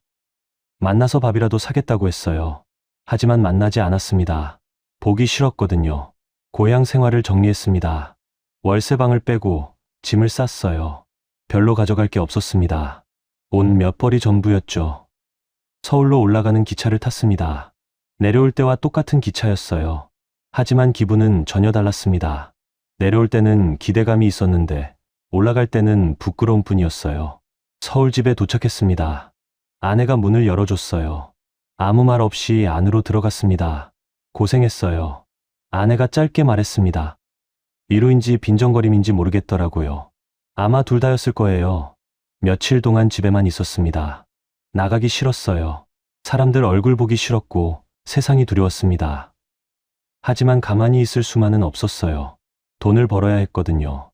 환수금 내느라 저축을 다 까먹었고 연금까지는 아직 2년 반이나 남았습니다. 아르바이트를 시작했습니다. 62에 편의점 야간 알바를 구했어요. 저녁 10시부터 아침 6시까지. 한 달에 200만 원 받았습니다. 처음 출근하는 날 거울을 봤습니다. 편의점 유니폼을 입은 제 모습이 초라했어요. 35년 회사 다니고 과장까지 했던 사람이 이제 편의점 알바를 하는 거죠. 하지만 어쩔 수 없었습니다. 먹고 살아야 했으니까요. 편의점 일은 생각보다 힘들었습니다. 물건 정리하고 진열하고 손님 응대하고 허리가 아직 완전히 낫지 않았는데 서서 일하니까 힘들더라고요. 그래도 참았습니다. 제가 선택한 길이니까요. 시간이 지나고 돌이켜보니 하나씩 보이기 시작했습니다. 첫 번째, 남의 삶을 부러워한 순간부터 잘못됐습니다. 철기가 편하게 산다는 말에 귀 기울인 그 순간이요. 남과 비교하는 순간 욕심이 생기기 시작했어요. 두 번째, 요령이라는 단어에 속았습니다. 제도를 이용하는 것과 제도를 악용하는 것은 다른데 저는 그 선을 구분하지 못했어요. 요령은 지혜가 아니라 편법이었습니다. 세 번째, 힘들다는 이유로 모든 걸 합리화했습니다. 병원비가 부담스럽고 돈이 없으니까 어쩔 수 없다고 스스로를 속였죠. 하지만 힘들다고 해서 잘못된 선택이 정당화되지는 않았어요. 네 번째, 남들도 다 한다는 말을 믿었습니다. 철기도 하고 아마 다른 사람들도 할 거라고 생각했어요. 하지만 그건 제 착각이었습니다. 대부분의 사람들은 힘들어도 정직하게 살아갑니다. 다섯 번째, 술자리에서 나온 정보로 인생을 걸었습니다. 제대로 알아보지도 않고 법적으로 문제없는지 확인하지도 않고 그냥 친구 말만 믿고 시작했어요. 중요한 결정을 술자리 정보로 한 겁니다. 여섯 번째, 방심했습니다. 몇 달 아무 일 없으니까 평생 괜찮을 거라고 착각했죠. 하지만 부정은 언젠가는 드러나게 되어 있었습니다. 시간 문제였을 뿐이에요. 일곱 번째, 합법과 불법의 경계를 몰랐습니다. 명의만 바꾸면 합법이라고 생각했어요. 현금으로 받으면 기록에 안 남는다고 믿었죠. 하지만 세상은 그렇게 호락호락하지 않았습니다. 여덟 번째, 제도를 이해하지 못했습니다. 기초수급이 정확히 무엇인지, 누구를 위한 건지, 어떤 조건인지 제대로 알지 못했어요. 그냥 돈 받을 수 있다는 것만 알았죠. 아홉 번째, 관계를 망쳤습니다. 철기와의 우정도, 규석이와의 관계도 다 틀어졌어요. 돈 때문에 사람을 잃었습니다. 그 대가가 너무 컸어요. 마지막으로 제일 중요한 건 제 자신의 선택이었습니다. 철기도, 규석이도, 제도도 아닌 바로 저였어요. 그 모든 과정에서 선택한 건 저였습니다. 철기가 꼬셨다고 변명할 수 있을까요? 아니에요. 들을지 말지는 제가 선택했습니다. 힘들어서 어쩔 수 없었다고 변명할 수 있을까요? 아니에요. 힘든 사람 많지만 다들 정직하게 삽니다. 제도가 복잡해서 몰랐다고 변명할 수 있을까요? 아니에요. 모르면 물어보거나 알아봐야죠. 모두 제 책임이었습니다. 지금 저는 편의점에서 일합니다. 한 달에 200만 원 받아요. 거기서 생활비 쓰고 아내한테 조금 보태고 남는 건 저축합니다. 허리는 아직도 가끔 아픕니다. 하지만 병원은 안 가요. 돈 아껴야 하니까요. 파스 붙이고 참습니다. 연금 받을 때까지 2년 반 남았습니다. 그때까지 이렇게 살 거예요. 아르바이트 하면서 버티는 거죠. 가끔 생각합니다. 그날 술자리에 안 갔더라면 어땠을까? 철기 말을 흘려들었더라면? 친구들과의 관계도 유지됐을 텐데. 아내한테 부끄러운 모습 보이지 않았을 텐데. 하지만 후회해봤자 소용없습니다. 이미 저지른 일이니까요. 대신 교훈을 얻었습니다. 비싼 수업료를 내고 배운 교훈이죠. 혹시 이 이야기를 듣는 분들 중에 비슷한 생각을 하시는 분이 있다면 꼭 기억하세요. 남이 잘 타먹는다는 말은 기준이 아닙니다. 남들이 다 한다는 말도 사실이 아니에요. 대부분의 사람들은 힘들어도 정직하게 삽니다. 제도를 이용하는 것과 제도에 걸리는 것은 한 끗 차이예요. 그리고 그 한 끗 차이로 인생이 무너질 수 있습니다. 저처럼요. 술자리 정보로 노후를 결정하지 마세요. 요령이라는 말에 속지 마시고요. 친구가 알려줬다고 해서 다 믿으면 안 됩니다. 힘들어도 정직하게 사는 게 결국 제일 편한 길입니다. 돌아가는 길 같아도 그게 지름길이에요. 부정직한 방법은 언젠가는 들통나게 되어 있습니다. 한 달이 걸리든 1년이 걸리든 3년이 걸리든 시간 문제일 뿐이에요. 그리고 들통났을 때 잃는 건 돈만이 아닙니다. 신뢰를 잃고 관계를 잃고 자존감을 잃어요. 그 대가가 너무 큽니다. 저는 그걸 너무 늦게 깨달았습니다. 62에 편의점 알바를 하면서 깨달았어요. 여러분은 저처럼 늦지 않았으면 좋겠습니다. 지금이라도 선을 넘기 전이라면 멈추세요. 힘들어도 정직하게 사세요. 그게 결국 여러분 자신을 지키는 길입니다. 여러분, 뿌리 깊은 세연 이야기 재밌게 들으셨나요? 오늘 이야기는 모두 끝났습니다. 여러분도 혹시 주인공과 같은 경험을 하셨거나 비슷한 이야기를 들으셨다면 주저하지 마시고 댓글 남겨주세요. DJ 김호, 제가 직접 댓글 달아드리겠습니다. 내가 로또 당첨됐어. 부자다 이제. 형. 나야 나 로또 당첨됐어. 나 이제 일 안 하고 맨날 놀 거야. 너 로또 당첨됐잖아, 겨. 제발 나 좀 도와줘. 형 좀 살려줘, 제발. 도대체 누가 이런 짓을 한 거야? 나 좀 살려줘.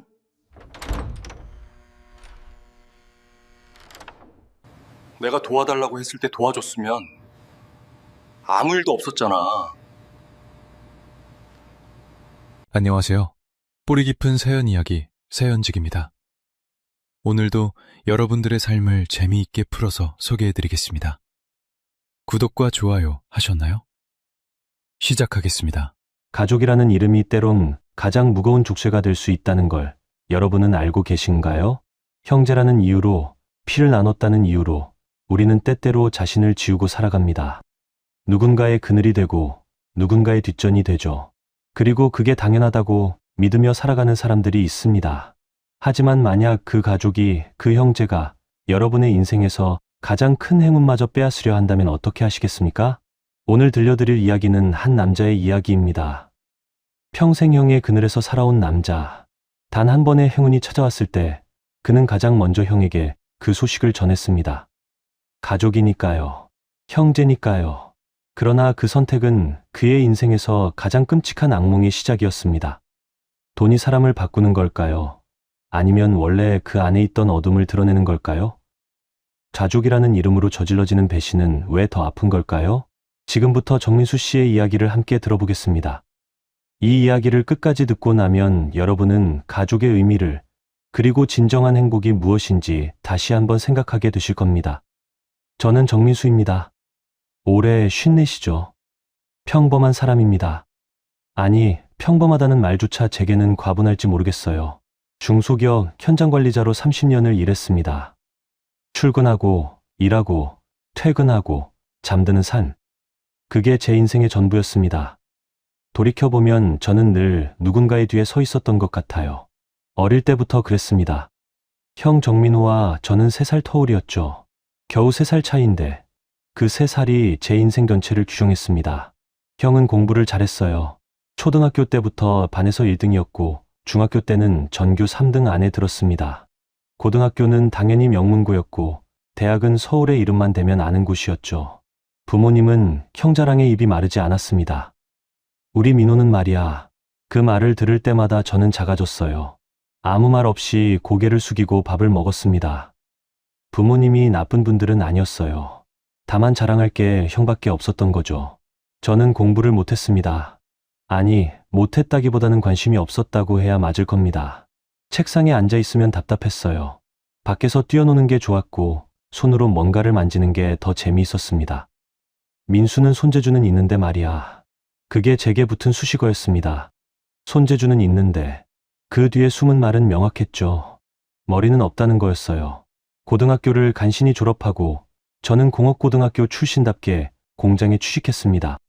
형이 대학교 졸업장을 받을 때 저는 공장 바닥에서 기름때를 닦고 있었어요. 부모님은 형 졸업식에 정장을 차려입고 가셨습니다.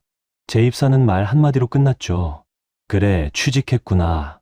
다행이다. 다행이라는 말. 그 말 속에는 기대가 없었습니다. 실망도 없었어요. 그저 최소한의 안도만 있었을 뿐이죠. 저는 그렇게 평생을 살았습니다. 형은 대기업에 들어갔고 몇 년 후 퇴사해서 사업을 시작했습니다. 처음에는 잘 됐어요.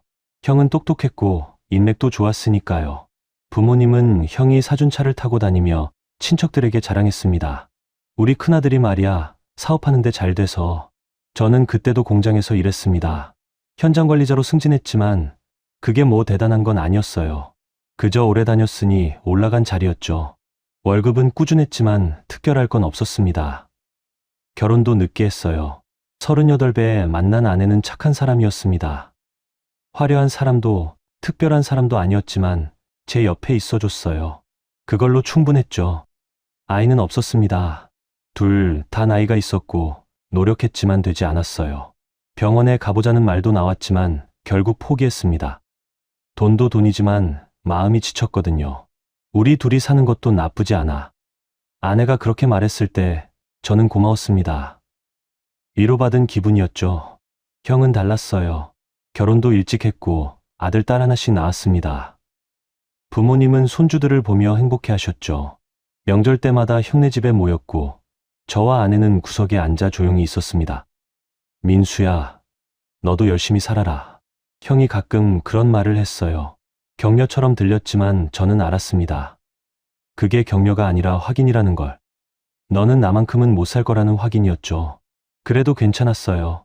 저는 제 삶에 만족했으니까요. 화려하지 않아도 대단하지 않아도 저는 성실하게 살았습니다. 빚도 없었고 매달 월급으로 생활하며 조금씩 저축했어요. 부모님이 돌아가신 건 1년 전이었습니다. 아버지가 먼저 가셨고 어머니는 석 달 후 따라가셨죠. 장례식장에서 형과 저는 나란히 서서 조문객들을 맞았습니다.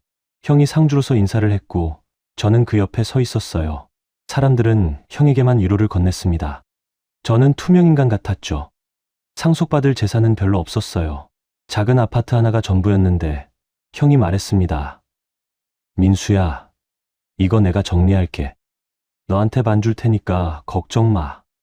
저는 고개를 끄덕였습니다. 형을 믿었으니까요.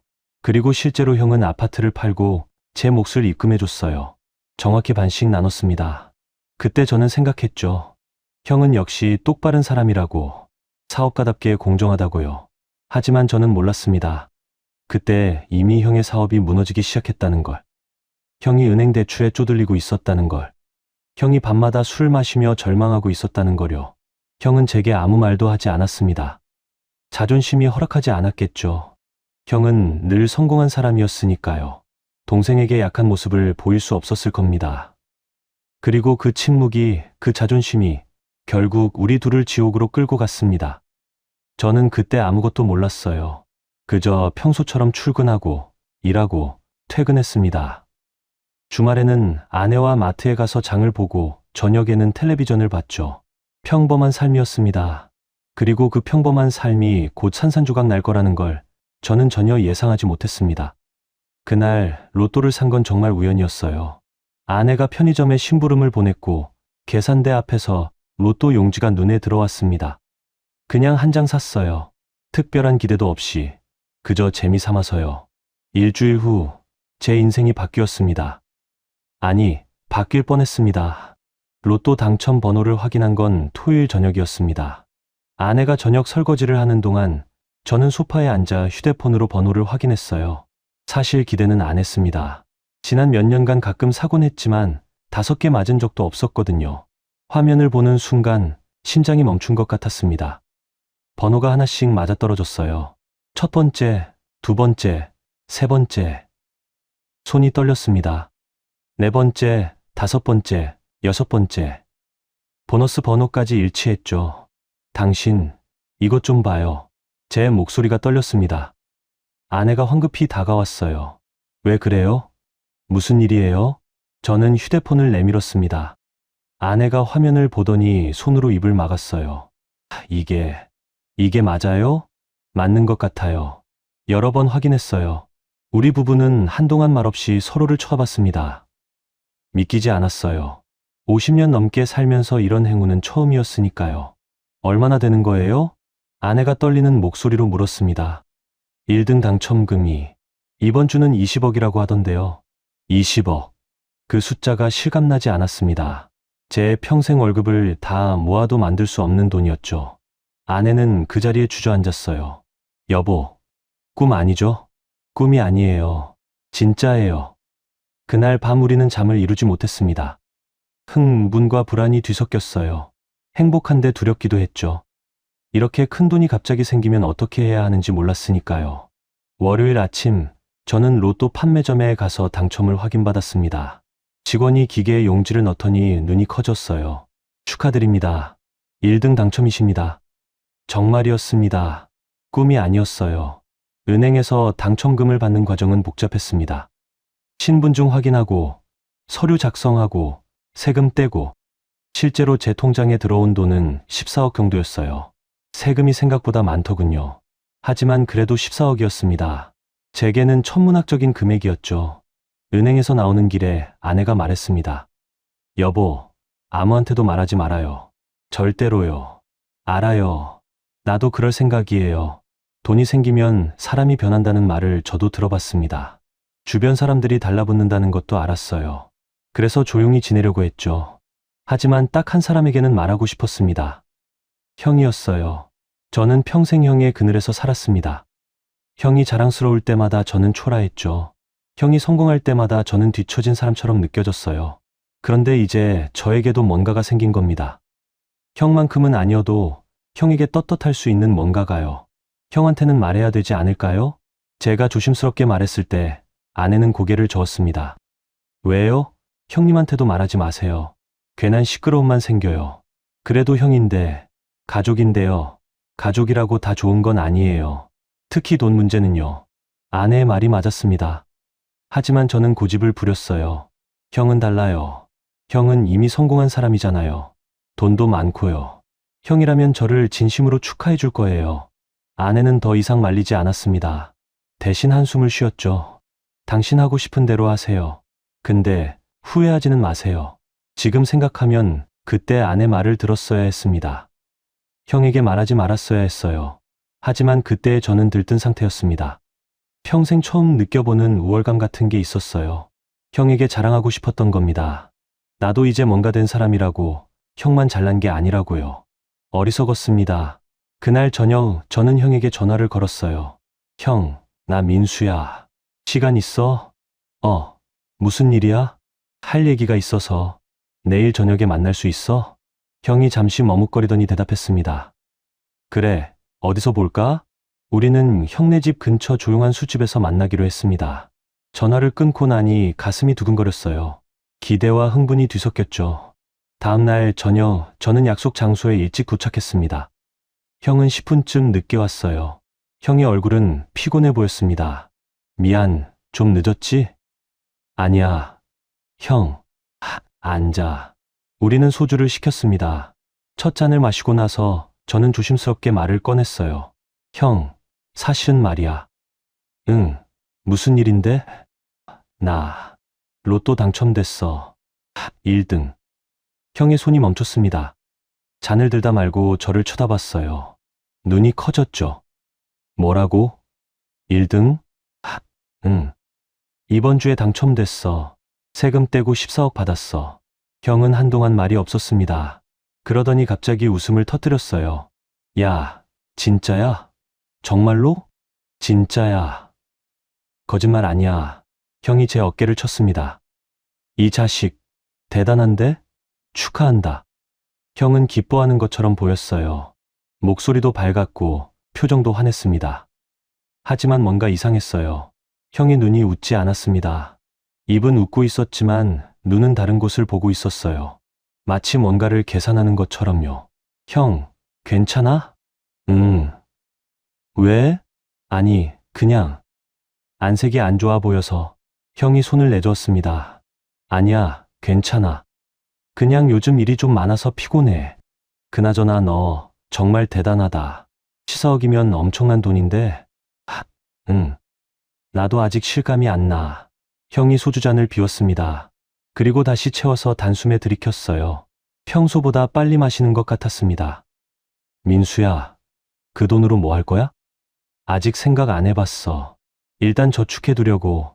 현명하네. 급할 것 없으니까 천천히 생각해. 형의 목소리가 약간 떨렸습니다. 저는 그걸 눈치챘어요. 하지만 왜 그런지는 몰랐죠.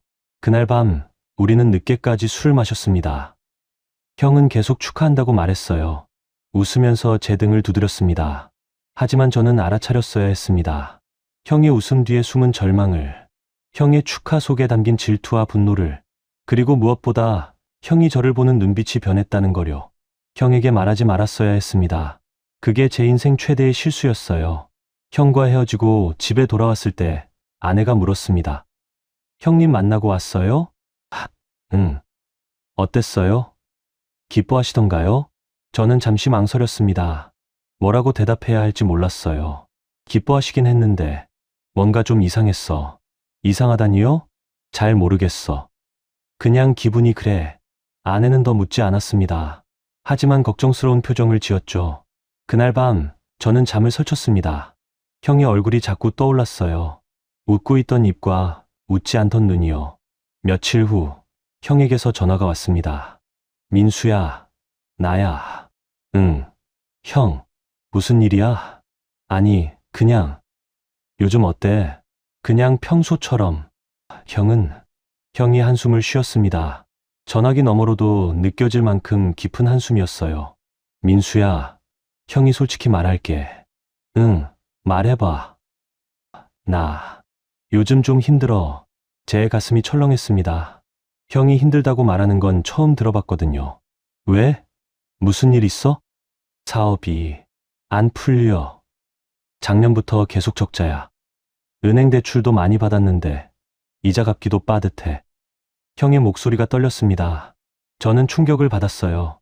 형이 사업을 잘한다고만 생각했거든요. 얼마나 힘든데. 많이. 정말 많이 힘들어. 솔직히 말하면 회사 문 닫을 수도 있어. 그렇게까지? 응. 나 이제 50이야.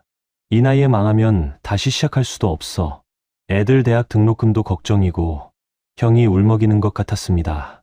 저는 당황했어요. 강하고 자신감 넘치던 형이 이렇게 무너진 목소리를 내는 걸 들어본 적이 없었으니까요. 형, 어떻게든 방법이 있을 거야. 방법이 어디 있겠어. 돈이 필요한데 돈이 없어. 은행은 더 이상 안 빌려주고. 침묵이 흘렀습니다. 그때 형이 조심스럽게 말했어요. 민수야. 응. 형이. 미안한데 말이야. 혹시 너. 형이 말을 흐렸습니다. 하지만 저는 알았어요. 무슨 말을 하려는지요. 돈 얘기야? 미안해. 정말 미안한데. 형이 이런 부탁하는 거 알아. 근데 정말 급해. 3억만 빌려줄 수 있어? 1년 안에 꼭 갚을게. 3억. 제게도 작은 돈은 아니었습니다. 하지만 형이었어요. 피를 나눈 형이었죠. 형, 생각 좀 해볼게. 그래, 천천히 생각해. 급하게 대답 안 해도 돼. 하지만 형의 목소리는 급했습니다. 절박했어요. 전화를 끊고 나서 저는 한참을 멍하니 앉아 있었습니다. 아내가 다가와 물었어요. 형님한테서 전화 온 거예요? 응. 돈 빌려달라고 했죠? 저는 고개를 끄덕였습니다. 아내는 예상했다는 표정이었어요. 그럴 줄 알았어요. 형님한테 말하지 말라고 했잖아요. 미안해. 내가 잘못했어. 이제 어쩌려고요? 빌려줄 거예요? 저는 대답하지 못했습니다. 형을 도와주고 싶었어요. 하지만 한편으로는 불안했습니다. 며칠 후 형이 또 전화를 했습니다. 그 다음 날도요. 형은 점점 조급해졌어요. 민수야, 생각해봤어? 형, 미안한데 나도 좀 불안해서. 뭐가 불안해? 형이 떼먹겠어. 나 내 친형이야. 형의 목소리에 짜증이 섞였습니다. 저는 움찔했어요. 그게 아니라. 그럼 뭐야? 나 진짜 힘들어. 너한테밖에 부탁할 데가 없어. 저는 괴로웠습니다. 형의 간절함이 느껴졌거든요. 형, 알았어. 돈 빌려줄게. 정말, 정말이야? 응. 근데 차용증 쓰자. 형이 잠시 침묵했습니다. 차용증, 형제끼리? 그래도 정식으로 하는 게 좋잖아. 형도 나중에 편하고. 그래. 알았어. 고마워. 민수야. 형이 꼭 갚을게. 하지만 저는 몰랐습니다. 그때 형의 머릿속에서 무슨 일이 벌어지고 있었는지요. 형은 그날 밤 혼자 술을 마시며 생각했을 겁니다. 3억으로는 부족하다고. 회사를 살리려면 최소 10억은 있어야 한다고요. 그리고 동생에게는 14억이 있다고. 자신이 평생 노력해서 얻지 못한 돈을 운 좋게 얻은 동생이 가지고 있다고요. 형은 자신을 합리화했을 겁니다. 나는 형이다. 동생은 나를 도와야 한다. 가족이니까, 피를 나눴으니까, 내가 잘 되면 결국 동생도 좋은 거다. 나는 나쁜 사람이 아니다. 그저 살아남으려는 것뿐이다. 형의 머릿속에서 선은 점점 흐려졌을 거예요. 옳고 그름의 경계가 무너졌겠죠. 그리고 어느 순간 형은 결정했을 겁니다. 동생의 돈이 필요하다고. 빌리는 게 아니라 가져와야 한다고. 어떻게든요. 저는 일주일 후 형을 만났습니다. 약속한 3억을 현금으로 준비했어요. 차용증도 작성했습니다. 형은 돈을 받으면서 말했습니다. 고마워. 민수야. 형이 꼭 갚을게. 하지만 형의 눈빛은 여전히 이상했어요. 뭔가를 숨기고 있는 것 같았죠. 형, 괜찮아? 응, 괜찮아. 이제 좀 숨통이 트일 것 같아. 형이 웃었습니다. 하지만 그 웃음은 진짜가 아니었어요. 저는 그때 느꼈어야 했습니다. 형이 변했다는 걸. 아니, 어쩌면 형은 변한 게 아니라 드러난 것뿐이었을지도 몰라요. 절박함 앞에서 사람의 본성이 나오는 거니까요. 집으로 돌아오는 길, 저는 불안했습니다. 뭔가 잘못되고 있다는 느낌이 들었어요. 하지만 이미 늦었습니다. 형은 이미 다음 단계를 계획하고 있었으니까요. 3억을 빌려준 후 2주일쯤 지났을 때였습니다. 저는 평소처럼 회사에서 일하고 있었어요. 현장을 점검하고 직원들과 얘기하고 서류를 확인하는 일상이었죠. 특별한 일은 없었습니다. 퇴근 시간이 되어 주차장으로 향했어요. 어둑어둑해진 주차장에는 사람이 별로 없었습니다. 제 차에 다가가는데 갑자기 뒤에서 인기척이 느껴졌어요. 돌아보려는 순간이었습니다. 뭔가 단단한 게 제 뒤통수를 쳤어요. 정신이 아찔했습니다. 무릎에 힘이 풀렸죠. 말을 끝맺지 못했습니다. 다시 한번 충격이 왔어요. 이번에는 옆구리였습니다. 저는 바닥에 쓰러졌습니다.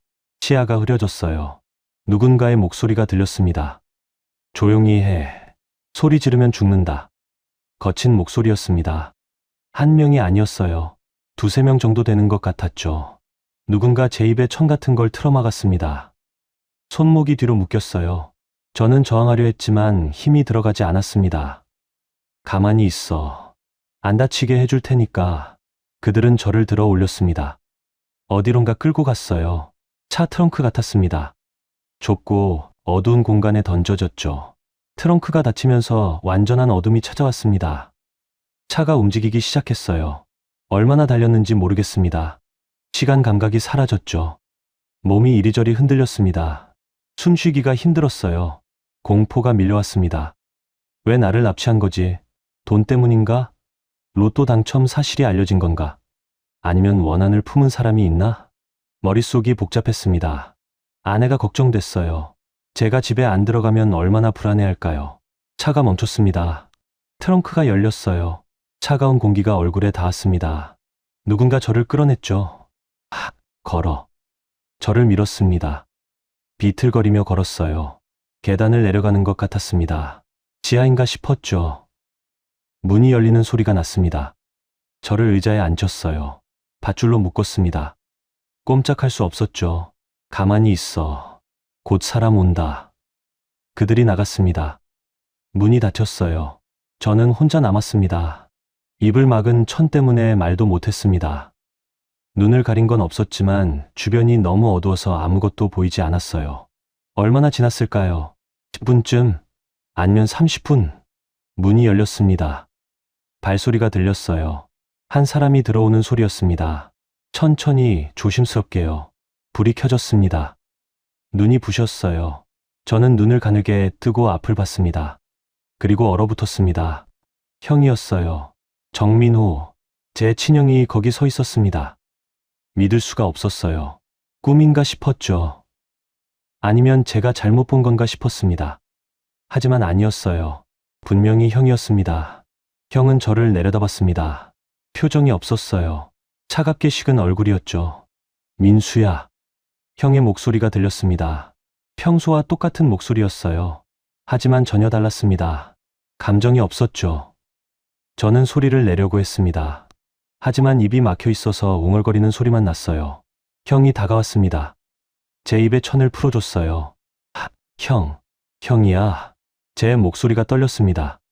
그래, 나야. 무슨 짓이야? 왜 나를? 말이 나오지 않았습니다. 너무 충격적이었어요. 형이 저를 납치한 거였습니다. 제 친형이요.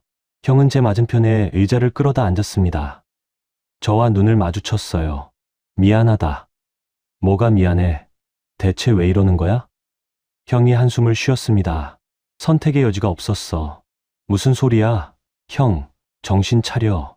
이게 뭐 하는 짓이야? 나도 알아. 이게 미친 짓이라는 거. 하지만 달리 방법이 없었어. 형의 목소리가 가라앉았습니다. 저는 형을 쳐다봤어요. 이해할 수 없었습니다. 3억 줬잖아. 그것도 부족해. 부족하지. 턱없이 부족해. 그럼 더 달라고 말을 하지. 왜 이렇게까지 말을 해? 내가 줄 것 같아? 저는 말문이 막혔습니다. 형의 말이 맞았어요. 더 달라고 했으면 저는 거절했을 겁니다. 형, 이건 범죄야. 납치라고. 형이 감옥 가는 거 원해? 감옥? 그 전에 나 파산해서 거리에 앉을 거야. 망신당하고 비웃음 받고 아무것도 못 되는 인간으로 전락할 거라고. 형의 목소리에 절규가 섞였습니다. 처음으로 감정이 드러났어요. 나는 평생 성공한 사람이었어. 부모님의 자랑이었고 사람들의 부러움을 받았지. 그런데 이제 와서 망한 인간이 되라고? 50 나이에 재기도 못하고 죽으라고? 형이 손으로 얼굴을 감싸 쥐었습니다. 괴로워하는 모습이었어요. 너는 몰라. 민수야. 성공한 사람이 추락하는 게 얼마나 무서운지. 모든 게 무너져 내리는 거야. 자존심도, 체면도, 관계도 다. 저는 형을 봤습니다. 형이 불쌍했어요. 하지만 동시에 화가 났습니다. 그래도 이건 아니잖아. 동생을 납치하는 게 말이 돼? 말이 안 되는 거 알아. 하지만 나한테는 이게 유일한 방법이야. 무슨 방법? 형이 저를 똑바로 쳐다봤습니다. 너한테 있는 돈, 그걸로 내 회사를 살릴 거야. 가슴이 철렁했습니다. 설마. 그래. 내 통장에서 돈을 빼낼 거야. 전부는 아니야. 10억 정도만.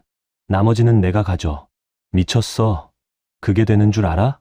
되게 만들 거야. 너한테 비밀번호 물어볼 거고 내가 협조하면 다치지 않을 거야. 형의 말투가 점점 차갑게 변했습니다. 협박이었어요. 협조 안 하면 그럼 좀 고통스러울 거야. 저는 믿을 수가 없었습니다. 이게 제 형이 하는 말인가 싶었어요. 형, 제발 정신 차려. 이건 아니야. 늦었어. 민수야. 이미 시작했어. 너를 여기 데려온 것도 사람들을 고용한 것도 다 돈 들어간 일이야. 이제 돌이킬 수 없어. 형이 일어났습니다. 문으로 향했어요. 생각할 시간 줄게. 내일 아침에 다시 올게. 그때까지 잘 생각해.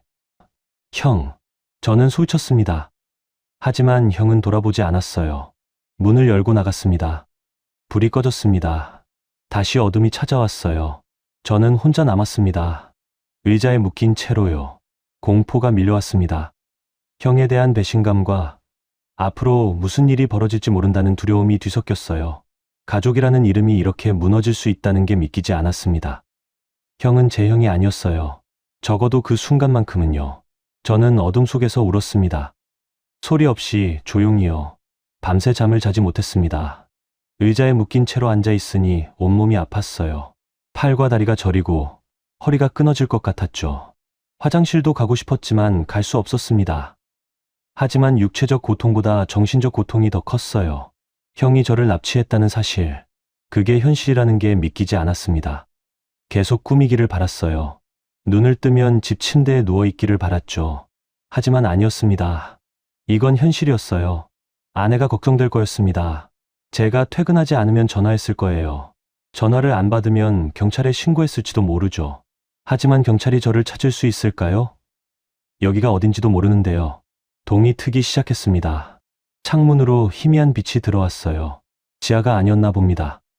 1층인 것 같았죠. 주변을 둘러봤습니다. 낡은 창고 같았어요. 아무것도 없는 빈 공간이었습니다. 벽은 시멘트였고 바닥은 차가운 콘크리트였어요. 문이 열렸습니다. 형이 들어왔어요. 손에 봉지를 들고 있었습니다. 편의점 봉지 같았죠. 잤어? 형이 물었습니다. 무표정한 얼굴이었어요. 잘 수 있을 것 같아? 저는 쏘아붙였습니다. 형은 대답하지 않았어요. 봉지를 제 앞에 놓았습니다. 먹어. 빵하고 우유 샀어. 배고프지 않아. 먹어야 돼.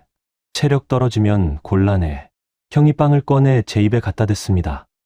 저는 고개를 돌렸어요. 먹기 싫어. 민수야, 억지 부리지 마. 굶어봤자 너만 힘들어. 형이 한숨을 쉬었습니다. 빵을 다시 봉지에 넣었어요. 좋아. 나중에 먹고 싶으면 먹어. 형이 제 맞은편에 앉았습니다. 저를 쳐다봤어요. 생각해봤어? 뭘? 비밀번호. 네, 통장 비밀번호 말이야. 저는 웃음이 나왔습니다. 비웃음이었어요. 형이 진짜 미쳤구나. 미친 게 아니야. 절실한 거지. 절실하면 이렇게까지 해도 돼. 동생을 가둬놓고 협박하는 게 정상이야? 형의 얼굴이 굳어졌습니다. 정상이 아니라는 거 알아. 하지만 나한테는 선택권이 없어. 선택권은 있어. 이 미친 짓을 그만두는 선택이 있잖아. 그만두면 그럼 나는 망하는 거야. 회사 문 닫고 빚더미에 앉고 가족들 얼굴도 못 보게 되는 거지. 형이 목소리를 높였습니다. 감정이 북받쳤어요.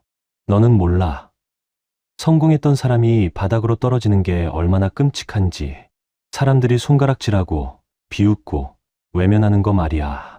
그래도 이건 범죄야. 범죄? 가족끼리 돈 거래하는 게 무슨 범죄야? 거래? 이게 거래야? 납치하고 협박하는 게. 형이 입을 다물었습니다. 잠시 침묵이 흘렀어요. 그러더니 형이 말했습니다. 민수야, 우리 가족이잖아. 가족? 저는 코웃음 쳤습니다. 가족이 이래? 가족이 동생을 가둬놓고 돈 빼앗으려고 해? 빼앗는 게 아니야. 빌리는 거지. 나중에 갚을 거야. 언제? 어떻게? 회사도 망해가는데? 형이 말문이 막혔습니다. 대답할 수 없었겠죠.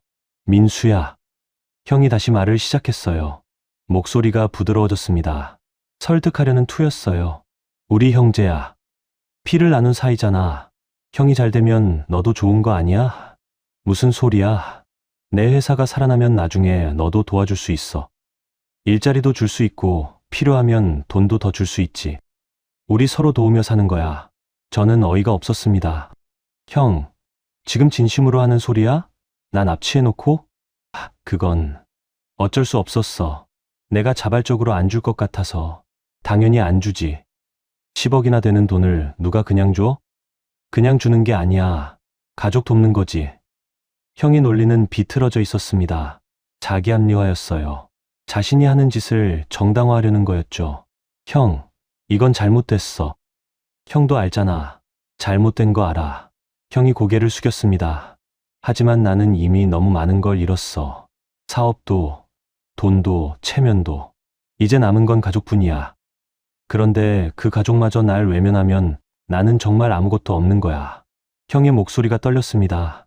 울먹이는 것 같았어요. 민수야, 제발. 형 좀 도와줘. 내가 아니면 나 정말 죽을 것 같아. 저는 형을 봤습니다. 형이 불쌍했어요. 무너진 모습이었죠. 하지만 동정심을 느낄 수 없었습니다. 형이 저를 납치했다는 사실이 그 모든 걸 덮었어요. 형, 나 풀어줘. 그러면 얘기해 볼게. 풀어줘? 그럼 넌 도망가겠지. 도망 안 가. 약속할게. 믿을 수 없어. 형이 고개를 저었습니다. 비밀번호 가르쳐줘. 그러면 풀어줄게. 비밀번호 알려주면 형은 돈 다 빼가겠지. 그리고 너는 풀어줄 거야. 집에 보내줄 거고.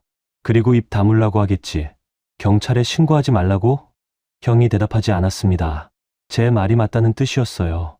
민수야. 형이 진지한 표정으로 말했습니다. 이건 우리 둘만 아는 비밀이야. 내가 말하지 않으면 아무도 몰라. 우리는 그냥 형제로 살아가는 거야. 예전처럼 형이 나 납치한 걸 잊으라고? 시간 지나면 잊혀질 거야. 다 지나간 일이 되는 거지. 저는 웃음이 나왔습니다. 허탈한 웃음이었어요. 형은 정말 말을 잇지 못했습니다. 뭐라고 해야 할지 몰랐어요. 형은 완전히 제 형이 아니었습니다. 아니, 어쩌면 이게 진짜 형의 모습이었을지도 몰라요. 위기 앞에서 드러난 진짜 얼굴이었을지도 모르죠. 민수야, 마지막으로 한 번만 더 물어볼게. 형이 일어났습니다. 비밀번호 가르쳐 줄래? 아니면, 형이 말을 흐렸습니다. 협박이었어요. 아니면 뭔데? 아니면 다른 방법을 써야 돼. 내가 원하는 방법은 아니지만, 형의 눈빛이 차가워졌습니다. 저는 오한이 느껴졌어요. 생각할 시간 더 줄게. 오늘 저녁까지. 형이 문으로 향했습니다. 형. 저는 불렀습니다. 형이 멈춰섰어요. 형, 이러지 마. 제발. 형은 대답하지 않았습니다. 그냥 나갔어요. 문이 닫혔습니다. 저는 다시 혼자 남았습니다. 절망이 밀려왔어요. 형을 믿었던 제가 바보 같았습니다. 가족이라고 믿었던 게 착각이었어요. 돈이 사람을 이렇게 바꿔놓는구나. 아니면 원래 이런 모습이었는데 제가 몰랐던 걸까요? 저는 생각했습니다. 어떻게 해야 하지? 비밀번호를 알려주면 형은 돈을 빼갈 거예요. 그리고 절 풀어줄까요? 아니면 증거인멸을 위해 상상하기도 싫었습니다. 비밀번호를 안 알려주면 형이 말한 다른 방법이 뭘까요? 폭력, 고문. 두려웠습니다. 하지만 한 가지는 확실했어요. 저는 여기서 나가야 한다는 것, 살아서 나가야 한다는 것, 그리고 형을 믿어서는 안 된다는 것이었습니다. 저는 주변을 살폈습니다. 탈출할 방법이 없을까? 묶인 밧줄을 풀 방법은? 희망은 희미했습니다. 하지만 포기할 수는 없었어요. 살고 싶었으니까요. 저녁이 되었습니다. 형이 다시 들어왔어요. 이번에는 혼자가 아니었습니다. 남자 2명이 함께 왔죠. 덩치가 큰 사람들이었어요. 결정했어? 형이 물었습니다. 목소리가 차가웠어요. 저는 대답하지 않았습니다. 형을 쳐다만 봤죠. 민수야, 나도 이러고 싶지 않아. 하지만 내가 협조를 안 하니까 형이 손짓했습니다. 2 남자가 제게 다가왔어요. 이 사람들은 내가 고용한 거야. 돈 받고 일하는 사람들이지. 내가 비밀번호 안 알려주면 이 사람들이 좀 거칠게 나올 수도 있어. 협박이었습니다. 명백한 협박이었어요. 저는 두려웠습니다. 하지만 동시에 화가 났어요. 형, 이게 형이 할 짓이야? 할 짓이 아니라는 거 알아. 하지만 어쩔 수 없어. 형이 눈을 피했습니다. 제 눈을 똑바로 보지 못했어요. 그 순간 저는 깨달았습니다. 형도 무섭다는 걸. 형도 이 상황이 두렵다는 거요. 형은 사업가였습니다. 폭력과는 거리가 먼 사람이었어요. 이런 짓을 해본 적이 없었을 겁니다. 그래서 다른 사람들을 고용한 거였어요. 직접 손을 더럽히고 싶지 않았던 거죠. 저는 그 약점을 포착했습니다. 형, 이 사람들이 뭘 할 건데? 나 때릴 거야? 고문할 거야? 그런 건 아니고. 형이 말을 더듬었습니다. 당황하는 것 같았어요. 그럼 뭔데? 겁만 주는 거야? 형이 대답하지 못했습니다. 저는 확신했어요. 형은 진짜 폭력을 쓸 생각이 없다는 거려. 형, 나 죽이려고 하는 거 아니지? 뭔 소리야. 당연히 아니지. 그럼 결국 날 보내줘야 해. 언젠가는 비밀번호만 알려주면 바로 보내줄 거야. 저는 웃었습니다. 형도 알잖아. 날 보내주면 난 바로 경찰에 신고할 거야. 형은 감옥 가는 거고. 형의 얼굴이 굳어졌습니다. 그러니까 비밀번호 알려주고 조용히 있으라는 거야. 우리끼리 해결하는 거지. 형 말대로 하면 나만 손해야. 돈도 잃고 이 치욕도 참아야 하고. 치욕? 아무도 모르는데 무슨 치욕이야? 내가 알잖아. 형이 날 이렇게 대했다는 걸. 침묵이 흘렀습니다. 형은 궁지에 몰렸어요. 저도 마찬가지였지만요. 그때 옆에 있던 남자 하나가 말했습니다. 형님, 그냥 제가 할까요? 좀 아프게 하면 말할 거예요. 형이 손을 저었습니다.